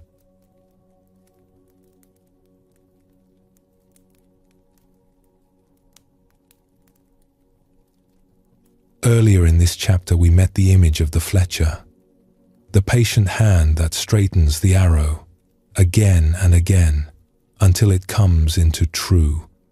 That image showed us one way of working with the mind, an active way, a way of returning to the work over and over. The chapter has a companion teaching for it, a teaching about another way of working with the mind, quieter than the first. The way of simply watching. These two ways belong together. They are the two hands of a balanced practice. The one we have already met does the work of adjustment. The one we are about to meet does the work of guarding. In Buddhist understanding, you cannot have one without the other for long. The hand that adjusts needs the eye that sees. Otherwise, the hand does not know what needs adjusting. The verse we are about to hear uses the word protect. Where the Fletcher's verse spoke of taming, this verse speaks of watching over the mind, the way one watches over anything precious. With care, with attention, without needing to interfere. The verse goes like this: so hard to see, so subtle, alighting where it will. The discerning protect the mind. A guarded mind leads to bliss. The verse begins with a recognition. The mind is hard to see. It is subtle. It alights where it will. What does this mean, hard to see? The mind, in its workings, is mostly hidden from us. A thought arrives, and we don't see it coming until we are already inside it.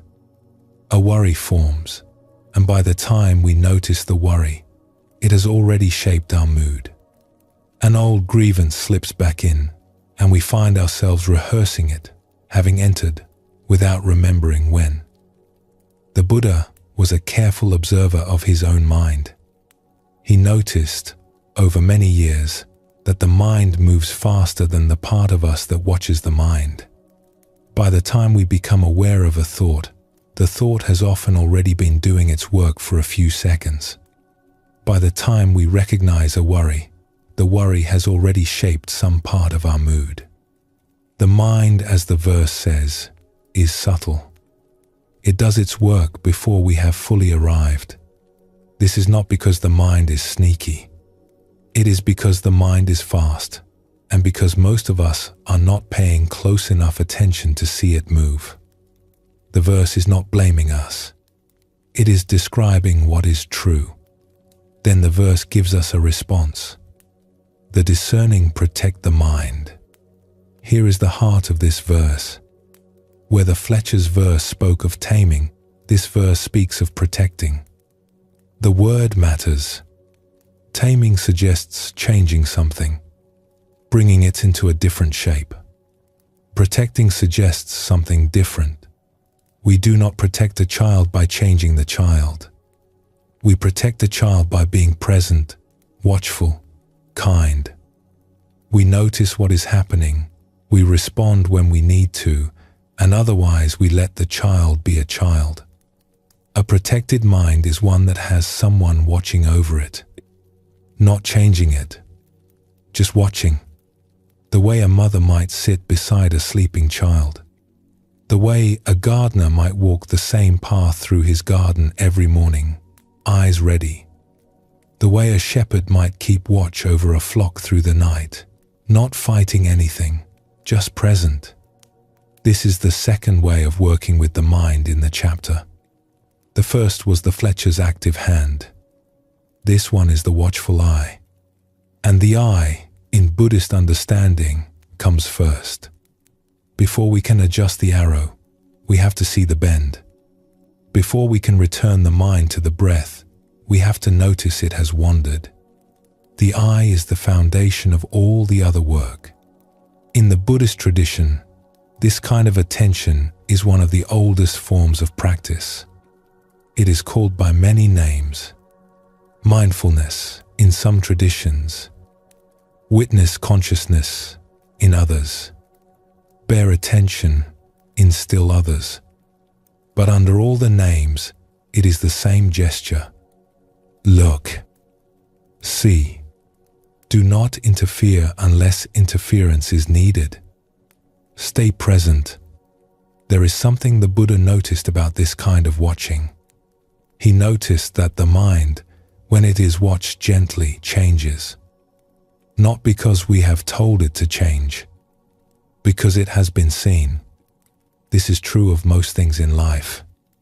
A child who feels seen by a parent grows differently than a child who does not. A friend who feels heard relaxes differently than a friend who does not. The mind, similarly, settles when it is simply noticed, without correction or pushing. This is one of the more surprising findings of long Buddhist practice. That much of what we used to think required adjustment, fixing, effort, actually only required attention. The work was not to change anything. The work was simply to see clearly. And in being seen, many things resolved themselves without our needing to do anything more. The verse promises that a mind protected this way leads to bliss. The same bliss the chapter has named before. The bliss of a mind that is no longer at war with itself. The bliss that comes from simple, attentive companionship with one's own mind. Let us explore a story about this. In a small village, there was once an old gardener who tended a plot at the edge of his cottage. It was not a large garden. It produced enough vegetables to feed him and his wife, with a little extra to share with neighbors. There were carrots and onions and beans climbing up tall sticks. There was a small patch of medicinal herbs near the door. For more than 40 years, the old man had walked the same path through his garden every morning, just after dawn. He did not work in the garden every morning. Sometimes he worked. Sometimes he just walked. A young neighbor who had recently begun keeping a garden of his own was impressed by the old man's plot. The young man's garden, by comparison, was always struggling. The weeds overran it. The vegetables fought for space. One morning, the young neighbor came over to ask the old gardener for advice. He was full of frustration. "I work hard at my garden," he said. "I pull weeds for hours every weekend. I dig, and still it is overrun. How do you keep your garden so clean? You do not seem to work as hard as I do." The old man laughed gently. He motioned for the young man to walk with him through the rows. As they walked, the old man pointed at the ground. "Look here," he said. The young neighbor looked. He saw nothing, just a small patch of soil between 2 rows of carrots. "Look more carefully." The young man squatted down. He looked closely. Eventually he saw it. A single weed, no bigger than a small leaf, just barely sprouted from the soil. The old gardener bent down and pinched the tiny weed out between his fingers. He held it up, and then dropped it on the path. "There," he said. "Done." The young man stared. "But there must be 100 such tiny weeds in my garden right now." "Probably," said the old gardener. "And by next week, those 100 will be 100 large weeds. You will pull them out and break your back doing it, and they will come back, because by then, their roots will be deep." He pointed again at where the small weed had been. This one had no root. It came out without resistance. It will not come back. I have just done a minute's work that would have been an hour's work in 3 weeks, and an afternoon in 3 months. The young man understood, finally, why the rows were so clean.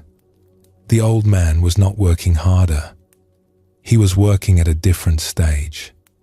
"I walk through here every morning," the old gardener said. "I am not really working. I am just watching. The weeds tell me where they are. I take them out before they have time to become anything. By the time you see them in your garden, they have already won. I rarely have to do damage control." The young neighbor went home that morning with a new way of seeing his garden. And though it took him many seasons to retrain his habits, his garden eventually became as healthy as the old man's. By doing less. By seeing earlier. The old gardener was not just teaching the young man about gardens. He was teaching him about almost everything in life. About relationships. About habits. About the mind. Most of us, when we try to work on something difficult, work on it the way the young man worked on his garden. We wait until the difficulty is large. We confront it. We try to root it out. By the time we engage with it, it has already done much of its work in us. The old gardener taught a different way. The way of watching, of paying attention so closely that you catch things while they are still small. When something is small, it can be taken out with almost no effort, without resistance, without damage. The verse is suggesting this is also true of thoughts, of moods, of the small movements of the mind that, if left to grow, become the storms that wake us at 3 in the morning. This is one of the quieter teachings in the mind chapter. It does not promise the mind will stop having thoughts or that worries will never arise. It promises something different. That worries, noticed early enough, do not have to become storms. The storms come, in most lives, only when the small movements have been ignored for too long. The verse is teaching us to notice the small movements. Let us explore another story. In a small house at the edge of a town, there was a mother whose youngest child had been ill for several days. He was perhaps 3 years old. The illness was not severe, but it had brought a fever, and the child had been restless and frightened. On the 3rd night of the fever, the mother sat beside the small bed where the child lay sleeping. She had a candle. She had a cup of tea. She had a blanket around her shoulders because the night was cool, and she had nothing else to do. The doctor had been. The medicine had been given. The fever was beginning to break. She sat. The child breathed. The candle burned slowly down. She was not doing anything. She had no chores. She was not even thinking very much. She was just there. After a while, the child stirred. He made a small sound in his sleep. The mother looked at him. She did not need to do anything. The sound was nothing. The child was safe. She watched. She returned to her tea. A few minutes later, the child stirred again. This time his face wrinkled, as if a difficult dream were coming. The mother set down her cup. She placed her hand very gently on his small forehead. The forehead was cool. The fever was leaving. The mother stayed where she was, with her hand resting lightly on her son's brow, for as long as the small wrinkles remained. Then she removed her hand. The child's face had smoothed. He went on sleeping. The hours of the night passed in this way. The mother did very little. She was a presence in the room. Her child rested under that presence. And when, in the morning, the child woke with the fever fully gone, the mother realized she had done one of the most important things she could possibly have done. She had been there, through the long, quiet hours, watching.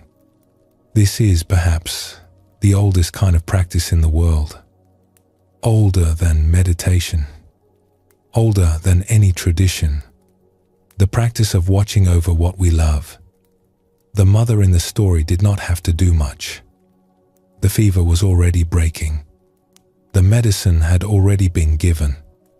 What she gave the child was something else. Something that mattered just as much in the night. The simple, attentive presence of someone who was there. Someone watching. The verse is asking us to be that watchful presence for our own mind, not as judge or fixer, but as the steady, quiet attention that knows the mind well and is there in the night when it stirs. Not to interfere, just to be near, just to see. The mother in the story was not controlling her child. She was not trying to make the child sleep differently, or breathe differently, or dream differently. She was just there, present to whatever happened, ready to respond if something needed responding to. Otherwise, watching. This is, in Buddhist understanding, the highest form of presence. Not because nothing is happening, but because the presence is so steady that nothing needs to be managed. The watcher and the watched, the mother and the child, are in a kind of agreement. The child can rest deeply because the mother is there. The mother can rest in her own presence because the child is safe. A guarded mind is like this. It is not a mind under management or supervision. It is a mind that has someone present to it, knowingly, kindly, who notices what arises and stays there with it. Most of the time, the mind, knowing it is seen, settles on its own. Rarely, the presence will need to do something. Mostly, the presence is enough. This is one of the great recognitions of the Buddhist path. That what most of us thought required control actually only required attention. We do not have to manage the mind. We just have to be present to it. The mind will rest more deeply under the steady gaze of someone who loves it than under the strict hand of someone trying to make it behave. In every Buddhist tradition, this watching is given a central place. Different schools name it differently: knowing, witnessing, just sitting, natural awareness. But under all the names, it is the same gesture. To see clearly what is happening without needing to change it. To stay present with what is without rushing toward what should be. Tonight, the mind will do what minds do. Thoughts will arise. Old habits will stir. Quiet worries will float up out of the dark and try to find a foothold. When they do, the work is not to push them away, or fight them, or argue with them. It is to see them, just to see them, as the gardener sees the small weed before it has rooted, as the mother sees the small wrinkle of distress on her child's face before it becomes a dream.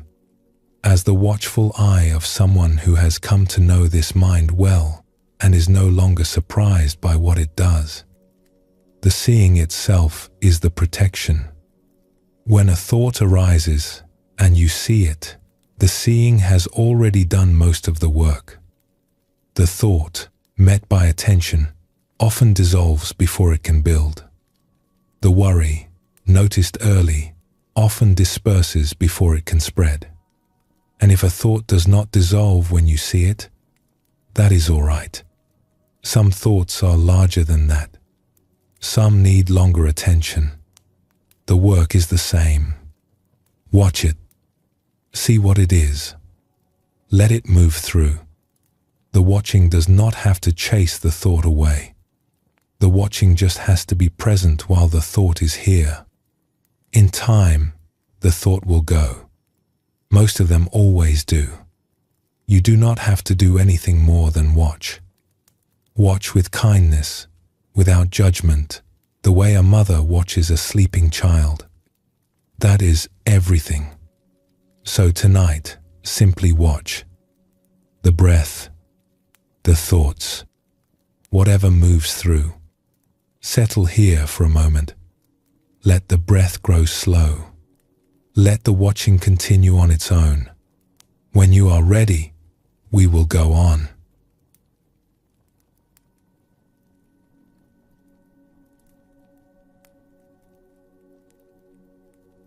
There is a verse in the Mind chapter that, when you first hear it, sounds almost like a description from a poem.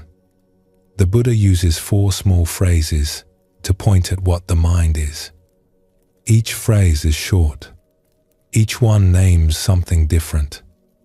And together, they describe something most of us have never tried to put into words. The verse is best heard slowly. The phrases land best when they are allowed to drift, the way the mind itself drifts through the long quiet hours. What is being named, in the verse, is the mystery of the inner life, the strange fact that each of us carries a whole world inside us, a world no one else has ever seen, a world that travels everywhere we travel and goes places we never physically go and is always with us, no matter what. The verse describes this inner world and then offers, at its end, a small promise about the freedom that becomes possible when we have come to know it. The verse goes like this: wandering far, alone, incorporeal, hidden in the heart, those who tame the mind are freed from old habits. The verse opens with a description of how the mind moves. Wandering far, it says, the mind, in any given hour, may travel to places the body has never been. We can be in our bed and also, at the same moment, in our childhood kitchen. We can be reading a book and also, somehow, walking on a beach we have never seen. We can be sitting quietly and also, in another part of ourselves, having a conversation with someone we have not seen in many years. This is one of the strangest facts about being human, but most of us never pause to notice it. The mind travels at no speed, with no fuel, to no actual destination. It never arrives anywhere, because there is no place for it to arrive. And yet it goes, all the time, every hour of every day. It goes when we are awake and when we are asleep, whether we have asked it to be still or asked it to be quiet. The Buddha called this wandering far. He was not blaming the mind for doing it. He was simply naming it. As a fish swims, the mind wanders. It is in its nature. Now the second quality, the mind wanders alone. This is the verse's gentlest claim, and also its most lonely. Each of us has our own mind. No one else can be inside it. No one else has ever been inside it. The thoughts that arise in your mind right now are arising in a place that no other person has ever entered. This is true even of those who love us most. No one else has ever entered our mind. Not our parents, not our partners, not our closest friends. They have known what we have told them. They have guessed at the rest. But the mind itself, the inner room where the thoughts happen, has only one occupant. This sounds like a hard thing, but the verse, by saying it plainly, also offers a small comfort. We have always thought we were the only ones who knew our own mind. We did not realize this was true of everyone. Every person on earth, every person who has ever lived, has been alone inside their own mind. The loneliness, when seen this way, is not personal. It is universal. We share it, even though we cannot share it. The third quality. The mind is incorporeal. It has no body. It has no shape. It does not weigh anything. If a surgeon opened the skull, they would not find it. They would find the brain. They would not find the mind. The mind, in the verse, is something different from the brain. It is something that has no substance, no location, no edges. And yet it is real. It feels, it thinks, it dreams. It remembers and hopes and worries and loves, all without weighing anything, all without taking up any space. This is one of the strange recognitions of careful contemplation. You can spend your life with your mind and never see it directly. You can only watch what it does. There is something in there, feeling and thinking and remembering, but the something itself has no edge for you to find. It is everywhere you look and nowhere you can point. The fourth quality. The mind is hidden in the heart. The Buddha used the word heart not to mean the muscle that pumps blood. He used it to mean the deep inner place, the cave, the center where the mind lives, the place that no one else, including us, sees clearly. Most of us have not even gone into it ourselves, not really, not for long. The mind is hidden there, waiting, living its own life, doing its own work, going about its own days, often without our paying much attention to it at all. And then the verse offers its quiet promise. Those who tame the mind are freed from old habits. The verb here is tame. The same word as in the verse about the Fletcher. The slow, patient bringing of a wild thing into kindness with itself. And the promise is that when this happens, when the mind has been gently brought into kindness with itself, an unexpected gift arrives. Old habits begin to fall away. These are the habits we have all carried. The way we have always been hard on ourselves. The way we have always responded to small disappointments. The way we have always lain awake at night, thinking the same things.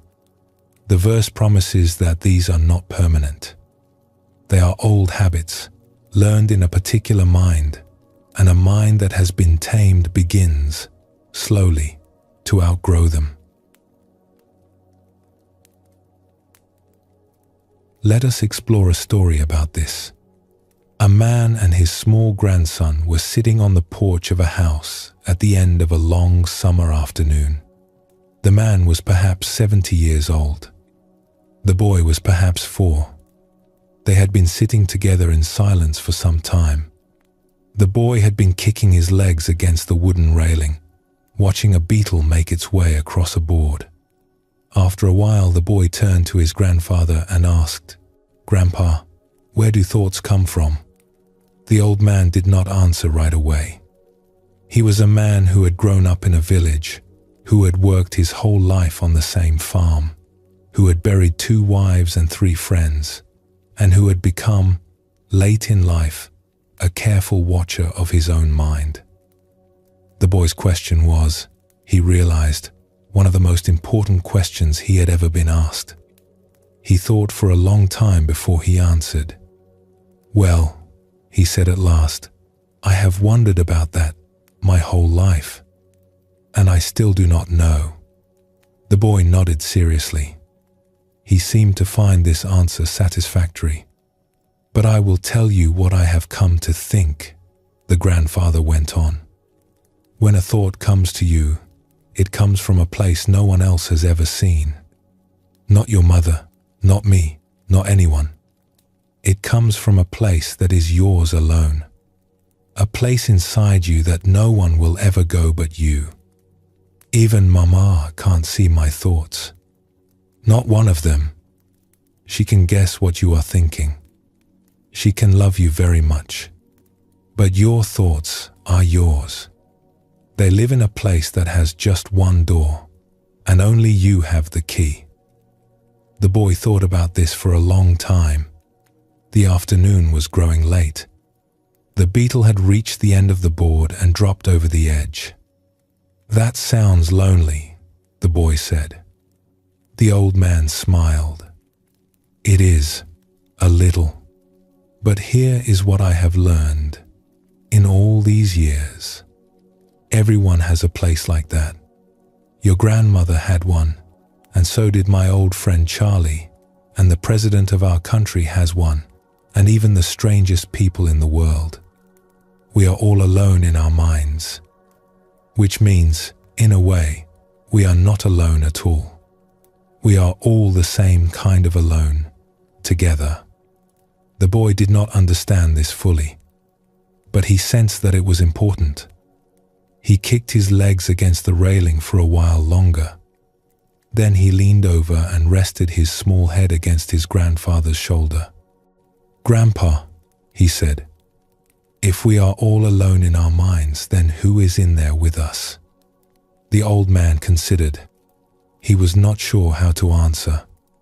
After a moment, he said, "Whoever you choose to bring with you. The people you love. The kind words they have said to you. The good memories. All of that goes in with you. The mind is its own room, but you do not have to be alone in it." The boy nodded. He stayed leaning against his grandfather. They watched the sun begin to drop behind the field. Neither of them said anything more, but both of them, for the rest of their lives, would remember that conversation.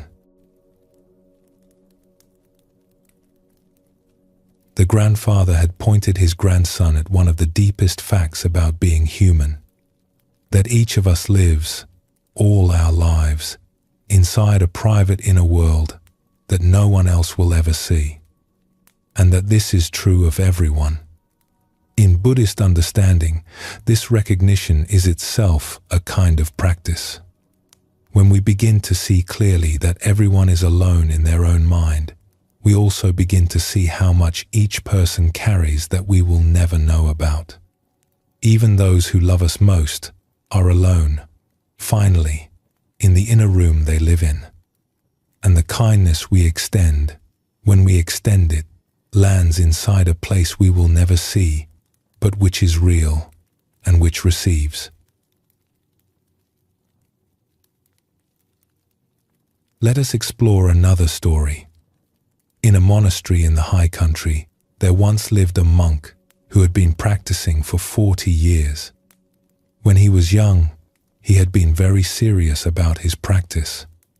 He had sat for long hours. He had read many books.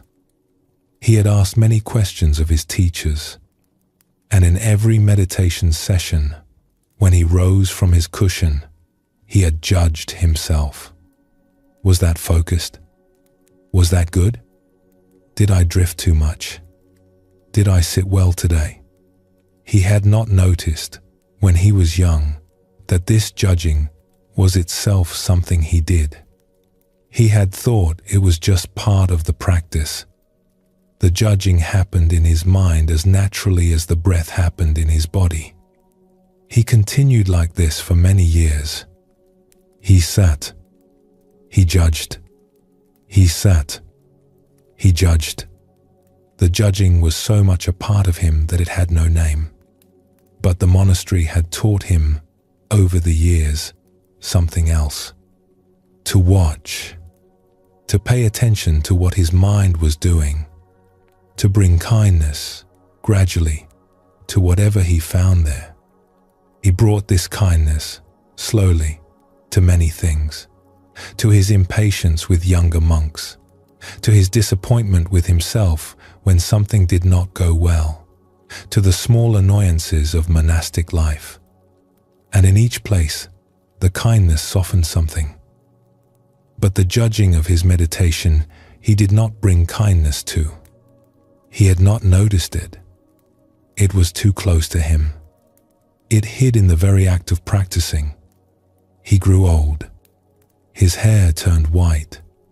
His knees got stiff. He sat anyway. One afternoon, in his late 60s, he finished a meditation session. He rose from his cushion. He stretched. He picked up his bowl and walked out toward the kitchen for the evening meal. Halfway down the corridor, he stopped. Something was different. He could not at first say what. He stood very still in the corridor, trying to find it. After a moment, he realized. He had not judged the meditation. He had finished it, gotten up, and walked away. There had been no inner verdict, no assessment, no grading. He stood in the corridor and tried to remember the last time he had judged a meditation. He could not remember. It had been a long time, perhaps years.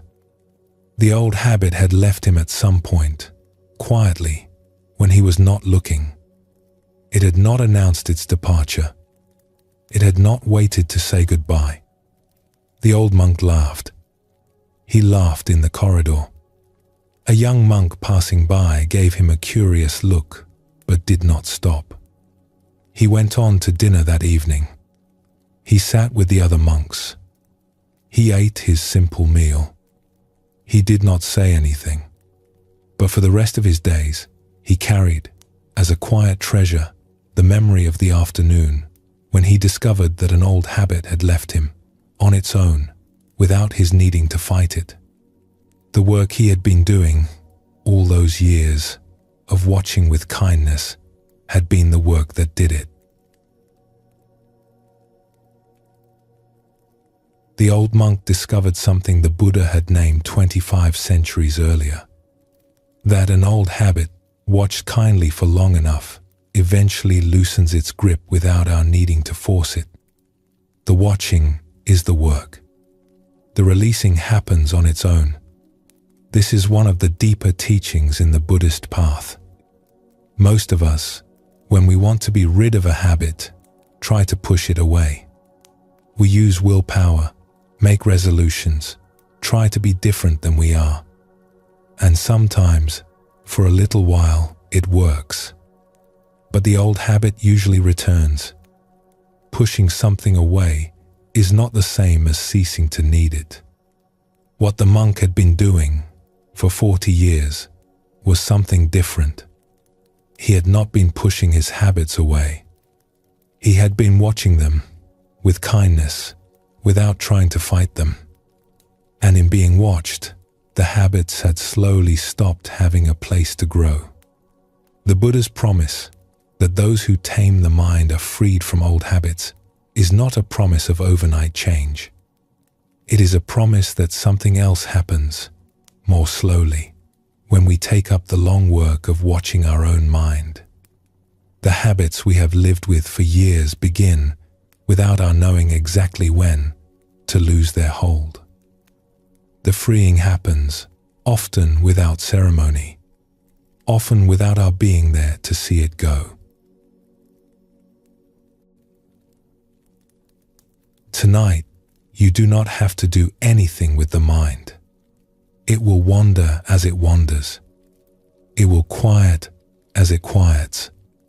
The verse asks one thing only, and that is to know the mind a little better than you did before.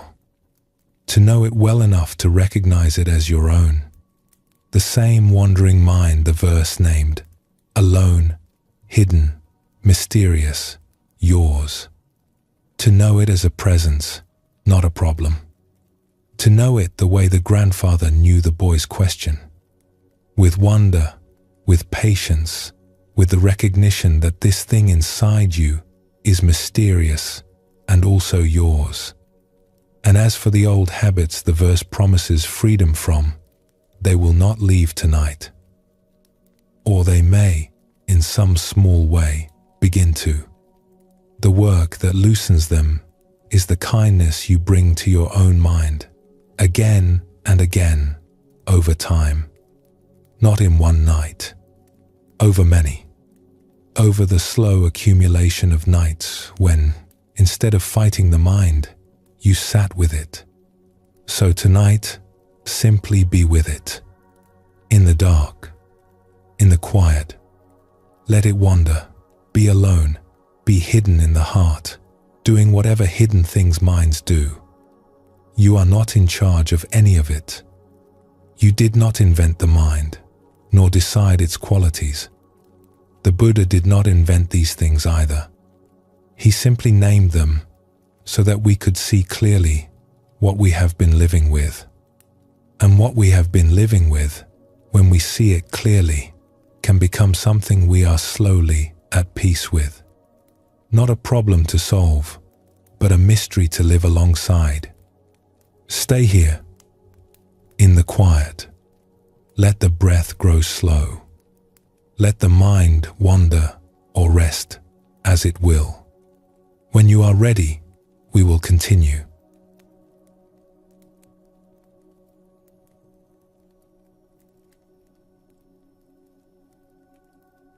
There is a verse in the Mind chapter that uses one of the most vivid images in the entire Dhammapada. The image is of a fish out of water. A fish that has been pulled up onto the bank, or thrown ashore by a wave, or caught in a tide pool that is drained. The fish flips. The fish flops. It struggles with great urgency to find its way back to where it belongs. The Buddha looked at this image and saw, in it, a description of the mind in distress. The mind in those hours when it is flailing, when it cannot find its rest, when something is wrong and it does not know how to fix the wrongness, and so it just keeps moving, urgently, trying to find its way home. The verse is tender. It does not blame the fish or the mind. It simply notices, with great care, that this is what minds sometimes do.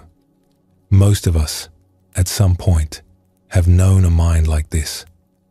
The verse gives us a different way to see what is happening when our own mind is flipping and flopping in the night. The verse goes like this: like a fish out of water, thrown up on dry land, this mind flips and flops, trying to find its way home. There is something striking about this image. Most of the verses in the Mind chapter use gentle metaphors. The Fletcher, the craftsman, the watchful eye. This one is different. It chooses something visceral, something anyone who has ever stood by a river has seen. A fish on the bank does not look serene or peaceful or meditating. It is flipping. It is flopping. It is throwing itself against the ground with what must be tremendous urgency, all to get back to where it can breathe. And the Buddha says, plainly, that the mind does this too. When the mind is in distress, this is what it does. It flips. It flops. It throws itself urgently against whatever ground it has been left on. It does not know how to be still on dry land. It was not made for dry land. It is not at home there. It is trying with everything it has to get back to where it can breathe. This is the image the Buddha gave us. And, surprisingly, it is a kind image. He is not blaming the mind for flipping. He understands, with the kind of compassion only long practice can give, that this is what happens when something has been pulled out of its element. What is the mind's element? What is the water it has been pulled from? The mind's natural element is presence, rest, the simple, awake quality of being here, in this body, in this breath, in this moment. When the mind is in its element, it is not flipping and flopping. It is breathing easily in the only home it has ever had. What pulls the mind out of this home? Many things. A worry that arrives without warning, an old memory at 3 a.m, a piece of news that lands badly, an anticipation of tomorrow. Anything that pulls the mind away from the present and into the future or the past can become a kind of shore. When the mind is on this shore, it does what fish do. It flails. It flips. It flops. It throws itself at the problem again and again, trying to find some way to solve it, to fix it, to figure it out. It cannot rest. It cannot breathe easily. It is out of its element. The verse is not asking us to make the mind stop flipping. That would be like asking the fish to stop flipping while it is on the bank. The fish cannot stop. The flipping is what it does when it is out of water. The verse is asking us to do something different, to recognize what is happening, to see the mind in distress with the eyes of someone who understands, to respond with the kindness one would have for a flailing fish rather than with annoyance, and, when we can, to return the mind gently to its element, to bring it back to the water, to the breath, to the body, to the simple, present moment where it can breathe again. In the Buddhist tradition, this is one of the great recognitions, that the mind has a home. It is not somewhere we have to invent. It is not somewhere we have to earn. It is the simple, present awareness that is always available in any moment. Most of us have been away from it for so long that we have forgotten it is there. We think the flipping is the natural state.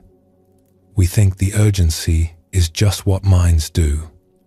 But the urgency is not natural. It is what the mind does when it is far from home. There is something the verse is asking of us, beyond the practical instruction. It is asking us to look at our own minds, in their hardest hours, with the eye of someone who has seen a fish on the bank. With compassion, with recognition, with the understanding that the suffering of the flailing creature is not a moral failing. It is the suffering of something that has been pulled from where it belonged. When we look at our own anxious mind this way, something shifts. The mind that has been judging itself harshly for being anxious gets a different look. A look of recognition. A look that says, "Oh, you are a fish out of water. No wonder you are flipping. Let us see if we can find the water again." Let us explore a story about this. In a small village by a slow brown river, there lived a little girl who liked to walk along the bank in the evenings. She was perhaps 8 years old. Her mother allowed her to go alone because the village was safe and because the girl had been walking that path since she could walk at all. The girl knew the river well. She knew its turns, its smooth flat rocks, the willow that leaned out over the water. One evening, as she was walking back toward home, she heard a small sound, a wet, soft sound like something hitting the ground. She looked. On the path ahead of her was a small silver fish. It was flipping, twisting itself one way and the other with all its small strength, trying to get back to the water. The girl did not know how the fish had gotten there, and she did not stop to wonder. She crouched down. The fish was small enough to fit in her 2 hands. She picked it up carefully. The fish kept flipping in her hands. It did not understand that she was trying to help. It only knew that it was out of water and needed to be back in. The flipping was urgent. It did not stop. The girl walked as quickly as she could without dropping the fish to the edge of the river. She knelt down in the soft grass. She lowered her hands, with the fish in them, into the slow brown water. For one moment, the fish was still. Then, with a small flick, it slipped from her hands and disappeared into the river. The girl stayed kneeling on the bank for a few minutes more. The water moved by, slowly. She could not see the fish. She would never see the fish again. But she knew that, somewhere in the river, the fish was breathing again. The flipping had stopped. The desperation had stopped. The fish was home. She walked the rest of the way back to her village in the soft evening light. When she got home, her mother asked her how her walk had been.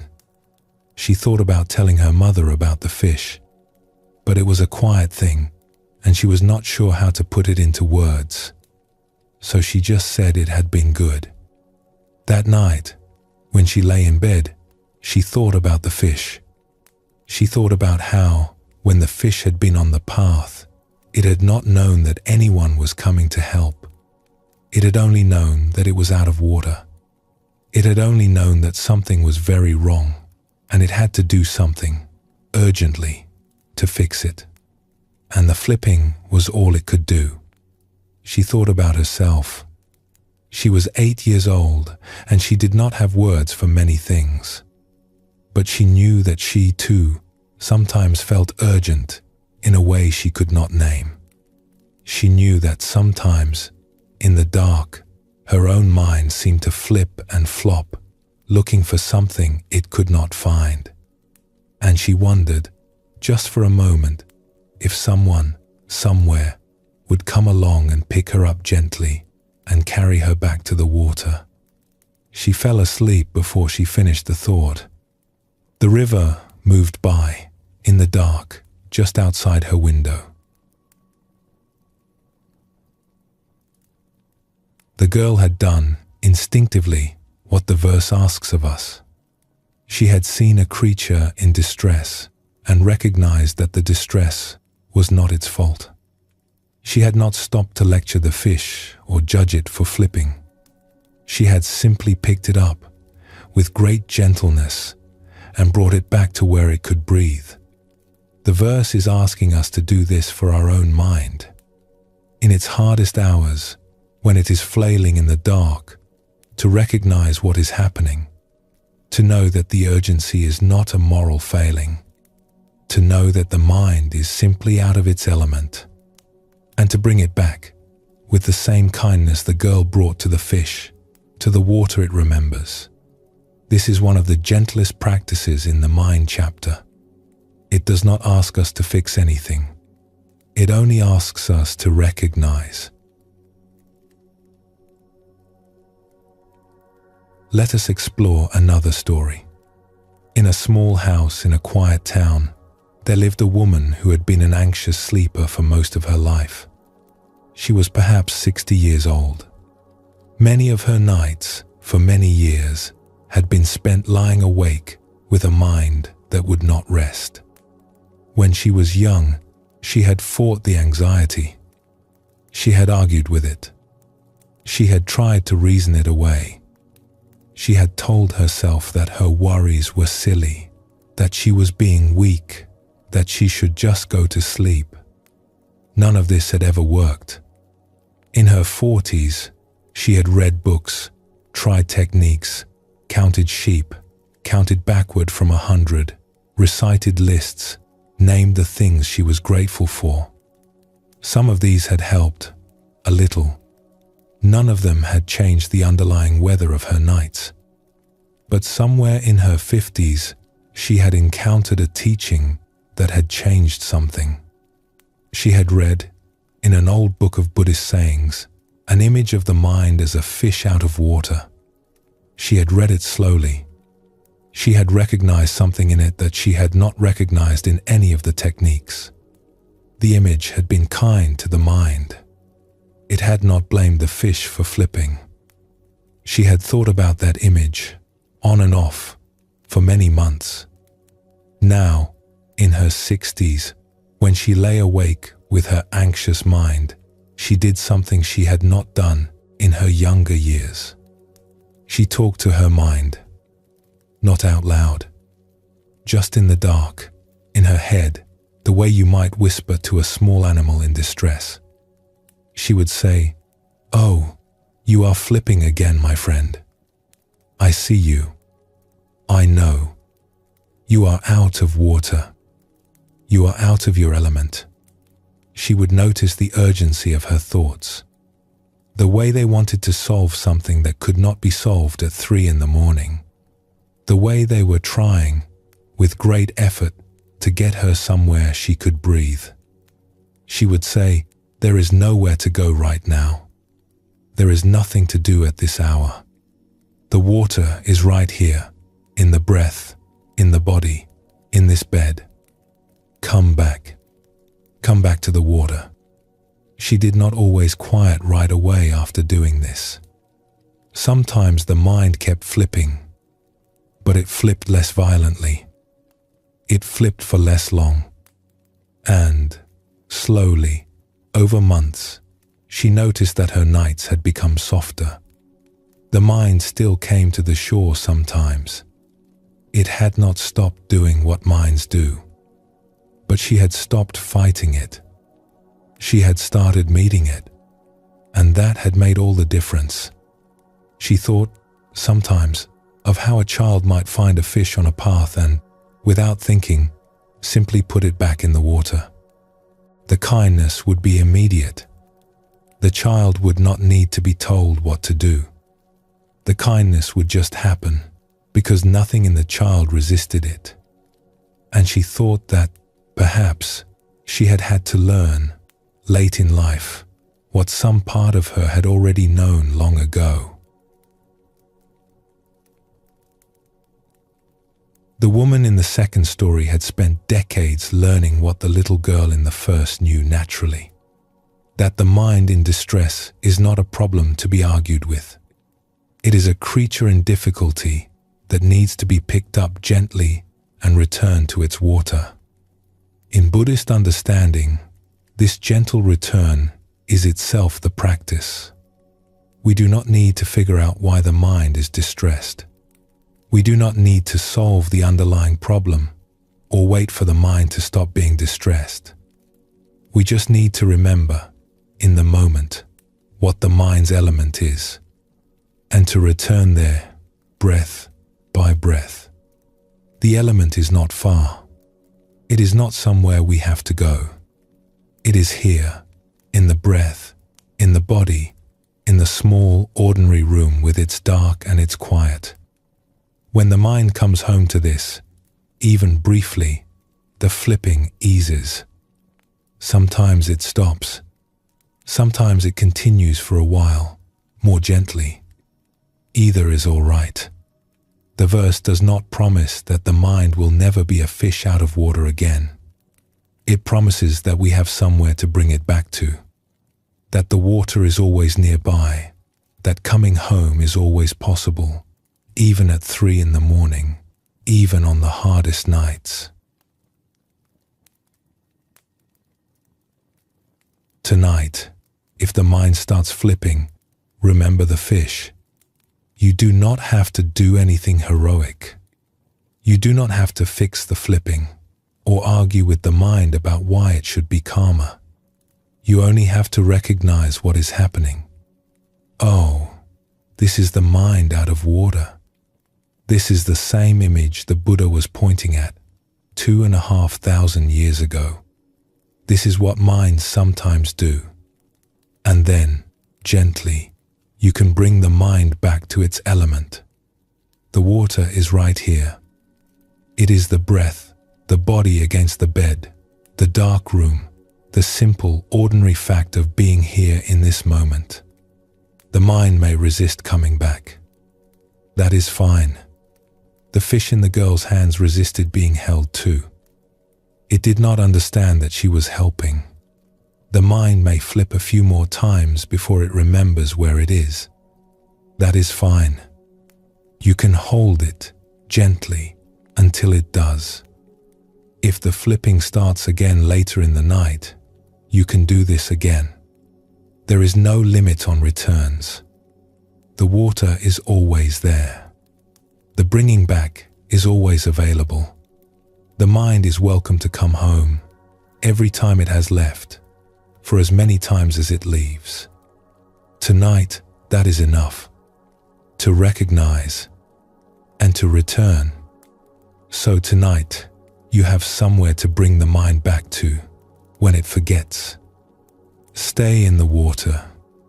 Let the breath grow slow. When you are ready, we will go on together.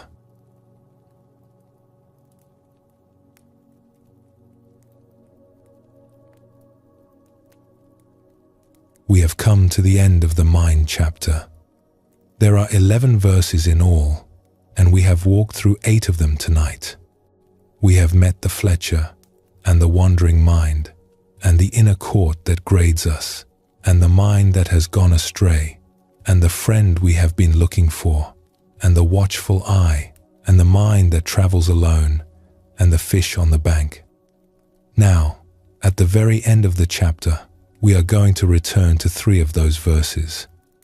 The 3 that, when held together, describe the whole journey of working with one's own mind. The 3 that name, in plain words, what the chapter has been teaching us all along. The first is the recognition. The mind is hard to tame. The second is the method. We tend it, gently, the way a fletcher tends an arrow. The third is the promise. When the mind has been tended, it becomes the most reliable friend we have ever known. We have heard these verses before, in their own modules. Tonight, we return to them in a different way. Slower, closer to sleep, with a kind of recognition that comes only at the end of a journey. Tonight, we are not learning anything new. We are gathering, taking what has already been said and laying it alongside each other so that the shape of the chapter becomes clear, so that what was given to us, piece by piece, can be seen as one whole. The first verse we return to is one we heard near the start of the chapter. A mind that's hard to subdue, swift, alighting where it will. It is good to tame the mind. A tamed mind brings happiness. We met this verse on our first module of the night. The young weaver in the small village, who could not sleep, who learned to greet her thoughts like guests. The 2 old friends comparing the way each of them had come to live with their own restless minds. The recognition the verse offers is simple. The mind, untended, will move where it wants. It will not be still on command. It will not be quiet just because we ask it to be. This is not a flaw in us. It is what minds do. The promise of the verse is small and important. The mind can be tamed, not silenced, not erased. Tamed in the gentle sense the Buddha meant, brought into kindness with itself. And when this happens, the verse says, the mind brings happiness.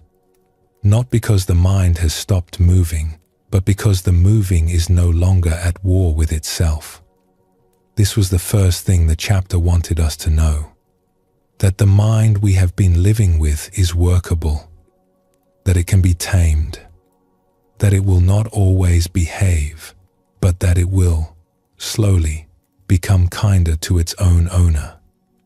And in that kindness lies the happiness most of us have spent our lives looking for. This recognition is the seed of everything that comes after. Until we see clearly that the mind is the way it is, we will keep trying to make it different than it is, and we will keep failing. The verse gives us permission to stop fighting that fight. The mind is hard to subdue. It is swift. It alights where it will. These are not problems to solve. They are facts about what minds are. The verse names them so that we can finally stop pretending otherwise. The second verse we return to is one we heard later, the verse of the Fletcher. The mind quivers and shakes, hard to guard, hard to curb. The discerning straighten it out, like a Fletcher straightens an arrow. We met this verse in the second module of the night. The old Fletcher who worked slowly on a single arrow. The apprentice who learned, eventually, that his master had not been teaching him about arrows at all. The young monk in the high monastery, who came to see that the bringing back was the practice. The method the verse offers is not heroic. It is small and patient. The long, slow work of returning to the breath, to the moment, to this body, in this bed, in this dark room. We have done this returning many times in our lives, even when we did not know we were doing it. The small moments of noticing the mind has wandered, of catching ourselves in worry, of setting down a thought that did not help. Each was a small return. Each was a straightening of the arrow. The verse promises that this is the path. Not a single moment of insight. Many small returns. Each return is the work itself. And the bliss, if it comes, is not at the end of all the returnings. It is inside each one. The kindness with which we bring ourselves home is itself the homecoming. This is the verse that has, perhaps, kept the mind chapter alive for 2,500 years. The image is so concrete. Anyone can see it. A craftsman, his hands worn, working slowly. Nothing more. And inside that small image is everything we need to know about how to be patient with our own mind. And the third verse, the one we heard in the fifth module of the night. A rightly directed mind would do you more good than your mother or father or any other relative. We met this verse through the story of a young girl whose mother died when she was small, and the aunt who taught her to be her own good company. And again through the old monk in the forest who, after 60 years, said simply, "I know my own company. It is good company. How could I be lonely?" This verse is the promise of all the work we have been doing. That when the mind has been tended, when we have walked with it kindly through many years, it becomes the friend we have been looking for our whole lives. Not somewhere outside us. Inside. In the same body. In the same heart. This is perhaps the most surprising of the chapter's teachings. That the relationship we have been looking for, in everyone we have ever loved, can also be found in this one place that is always with us. The mind we live with, when it is no longer at war with itself, becomes our most steady companion. The friend who never leaves the room. The friend who is here, even now, listening to these words alongside us. Many people, when they first hear this verse, do not believe it. The claim is too large. The promise is too generous. But every contemplative tradition in the world has eventually arrived at some version of it. That the mind, well tended, becomes the truest companion any of us will ever have. That what we have been searching for, outside, was inside the whole time. The Dhammapada, in this one small verse, says it as plainly as anyone has ever said it. Let us explore one final story. In a small house in a quiet town, on a winter night many years ago, there lived an old woman who had been awake for some time. She was perhaps 75 years old. Her husband had died several years before. Her children were grown and lived in other towns. She lived alone in the small house, with a cat and a kitchen she loved, and a window that looked out at a maple tree. On this particular night, she had gone to bed at the usual hour. She had read for a little while by the lamp on her bedside table. She had said goodnight to the cat, who slept at her feet. She had turned off the lamp, and then the mind had begun. It had started with a small worry about the cat's appetite over the past few days. From there, it had moved to a memory of her husband, which brought tears. The tears called up a regret about a conversation she had had with her daughter the week before. The regret stirred a fear about getting older. The fear summoned a list of things she needed to do the next day, none of which were urgent. This had taken perhaps 15 minutes. By the end of it, the mind was wide awake. The body was ready for sleep, but the mind had decided otherwise. In her younger years, she would have fought this. She would have grown frustrated, argued with the worries, lain there tense, urging herself to fall asleep and growing more upset as the night wore on. But she was not in her younger years.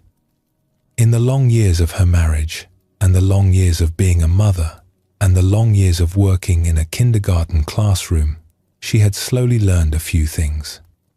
She had learned them from books, from her own grandmother who had been wise, from the long, quiet hours of an ordinary life. She did not call what she had learned by any special name. She did not think of herself as a meditator or a contemplative.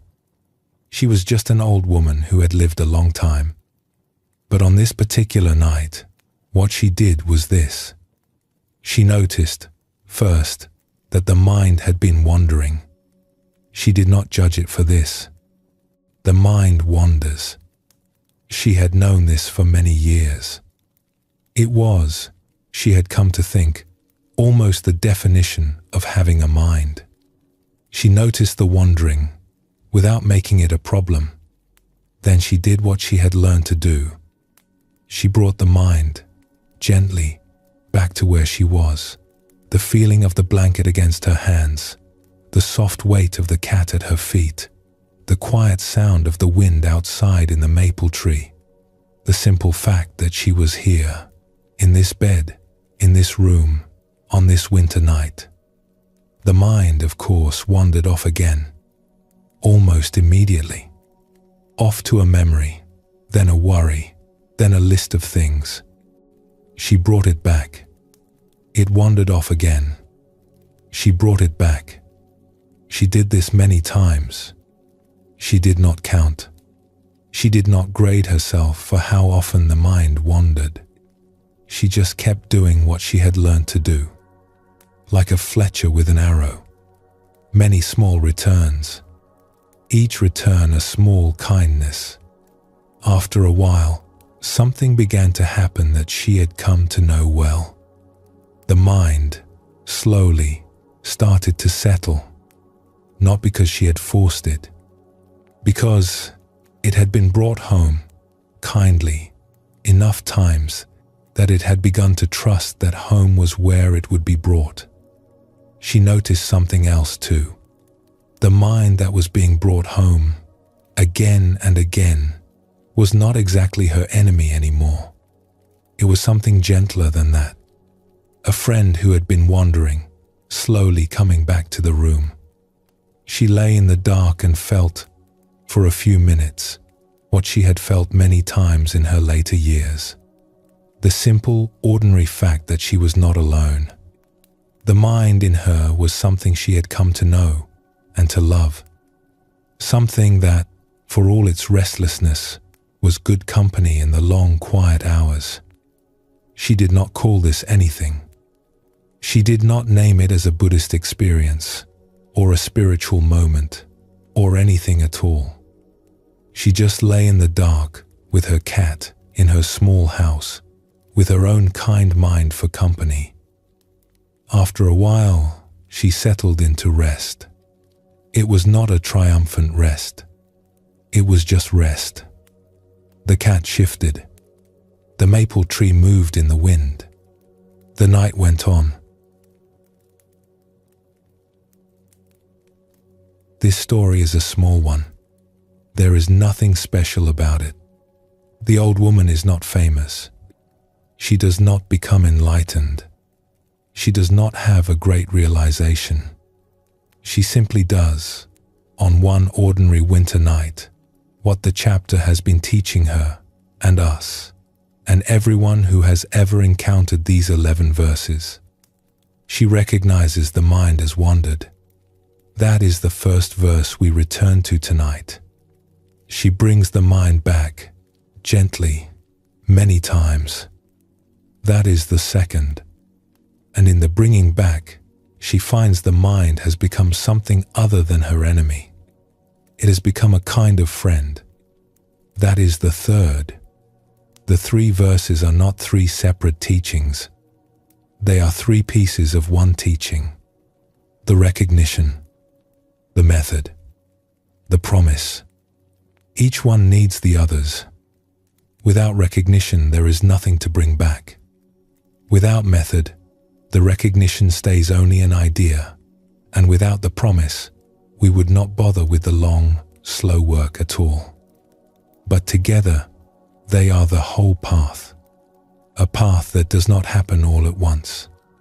A path that happens over many winters, in many small houses, in many beds, in many minds. The path of a person learning, slowly, to be kind to their own mind.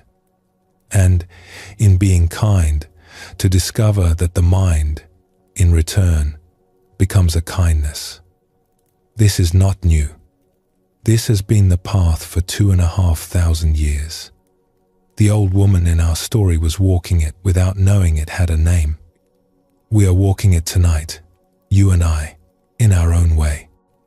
Every listener who has ever heard these verses, in any century, in any country, has been walking it. It is older than the listeners.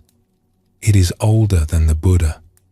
The wisdom in these verses is the kind that some old, kind people have been finding their way to in every century, with or without these particular words to guide them. The verses just put it more plainly than most. It is the oldest path and the simplest. The path home. Tonight, if you are still awake, you have everything you need. The verses have been heard. The teachings have been gathered. The path has been named. You do not have to remember any of it. The mind will remember on its own. Tomorrow, or the next day, or in the middle of some difficult moment, one of these verses may quietly arise in you. The Fletcher's hand, the wandering mind, the friend more dependable than any other. They are inside you now. They will not leave. This is, in a way, the great gift of any wisdom tradition. What you hear, even if you forget it, does not actually leave. It goes into you. It settles into the soil of your inner life. And later, sometimes much later, when the right moment comes, it rises up again, and you find that you knew exactly what to do. For tonight, the work is done. The chapter has been walked through. The lessons have been laid alongside you. What remains is the simplest thing. To let the breath grow slow, the body be where it is, the mind do what it does, knowing now that whatever it does is all right. The mind that wanders is welcome to wander. The mind that settles is welcome to settle. None of it is wrong. And underneath all of that, the simple fact that you are here, in your bed, in your room, on this particular night, with your own mind, which has carried you through everything, and which is here with you now, more friend than enemy by far. So rest. Let what has been heard tonight find its place. The mind will do the rest of the work, slowly, in the days and weeks and years to come. Stay where you are. Breathe slowly. The chapter is finished. When you are ready, we will come gently to the end.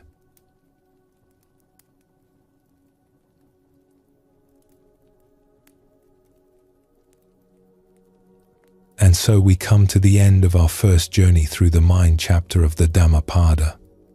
We have walked through 11 verses, or more accurately, through the 8 of them that had something to teach the heart in the late hours of the night. We have met the Fletcher, the wandering mind, the grandmother who stopped grading herself, the baker who calculated 500 hours, the girl who became her own good company, the old gardener who watched for weeds before they grew, the grandfather and his grandson on a porch, the fish on the bank, and the old woman in the small house on a winter evening who lived everything the chapter had been teaching without knowing she was doing it. The teachings of the Dhammapada will be here tomorrow night, and next week, and in many years, when this small recording is long forgotten. The wisdom in them is older than any recording and outlives all of us. Whatever you have heard tonight, let it settle in you slowly. Some of it may make sense now. Some of it may not make sense until much later. That is all right. Wisdom of this kind is not a thing you understand. It is a thing you live with over many years until one day you realize you have become a little bit kinder to yourself, to the mind you live with, to the world. If you are still with us, thank you for staying. If you have already drifted off, thank you for that too. The chapter was for both kinds of listener. We will be back with another chapter, another set of small verses, another quiet walk through the wisdom of the Dhammapada. Sleep well, and thank you for joining us here at Midnight Monk.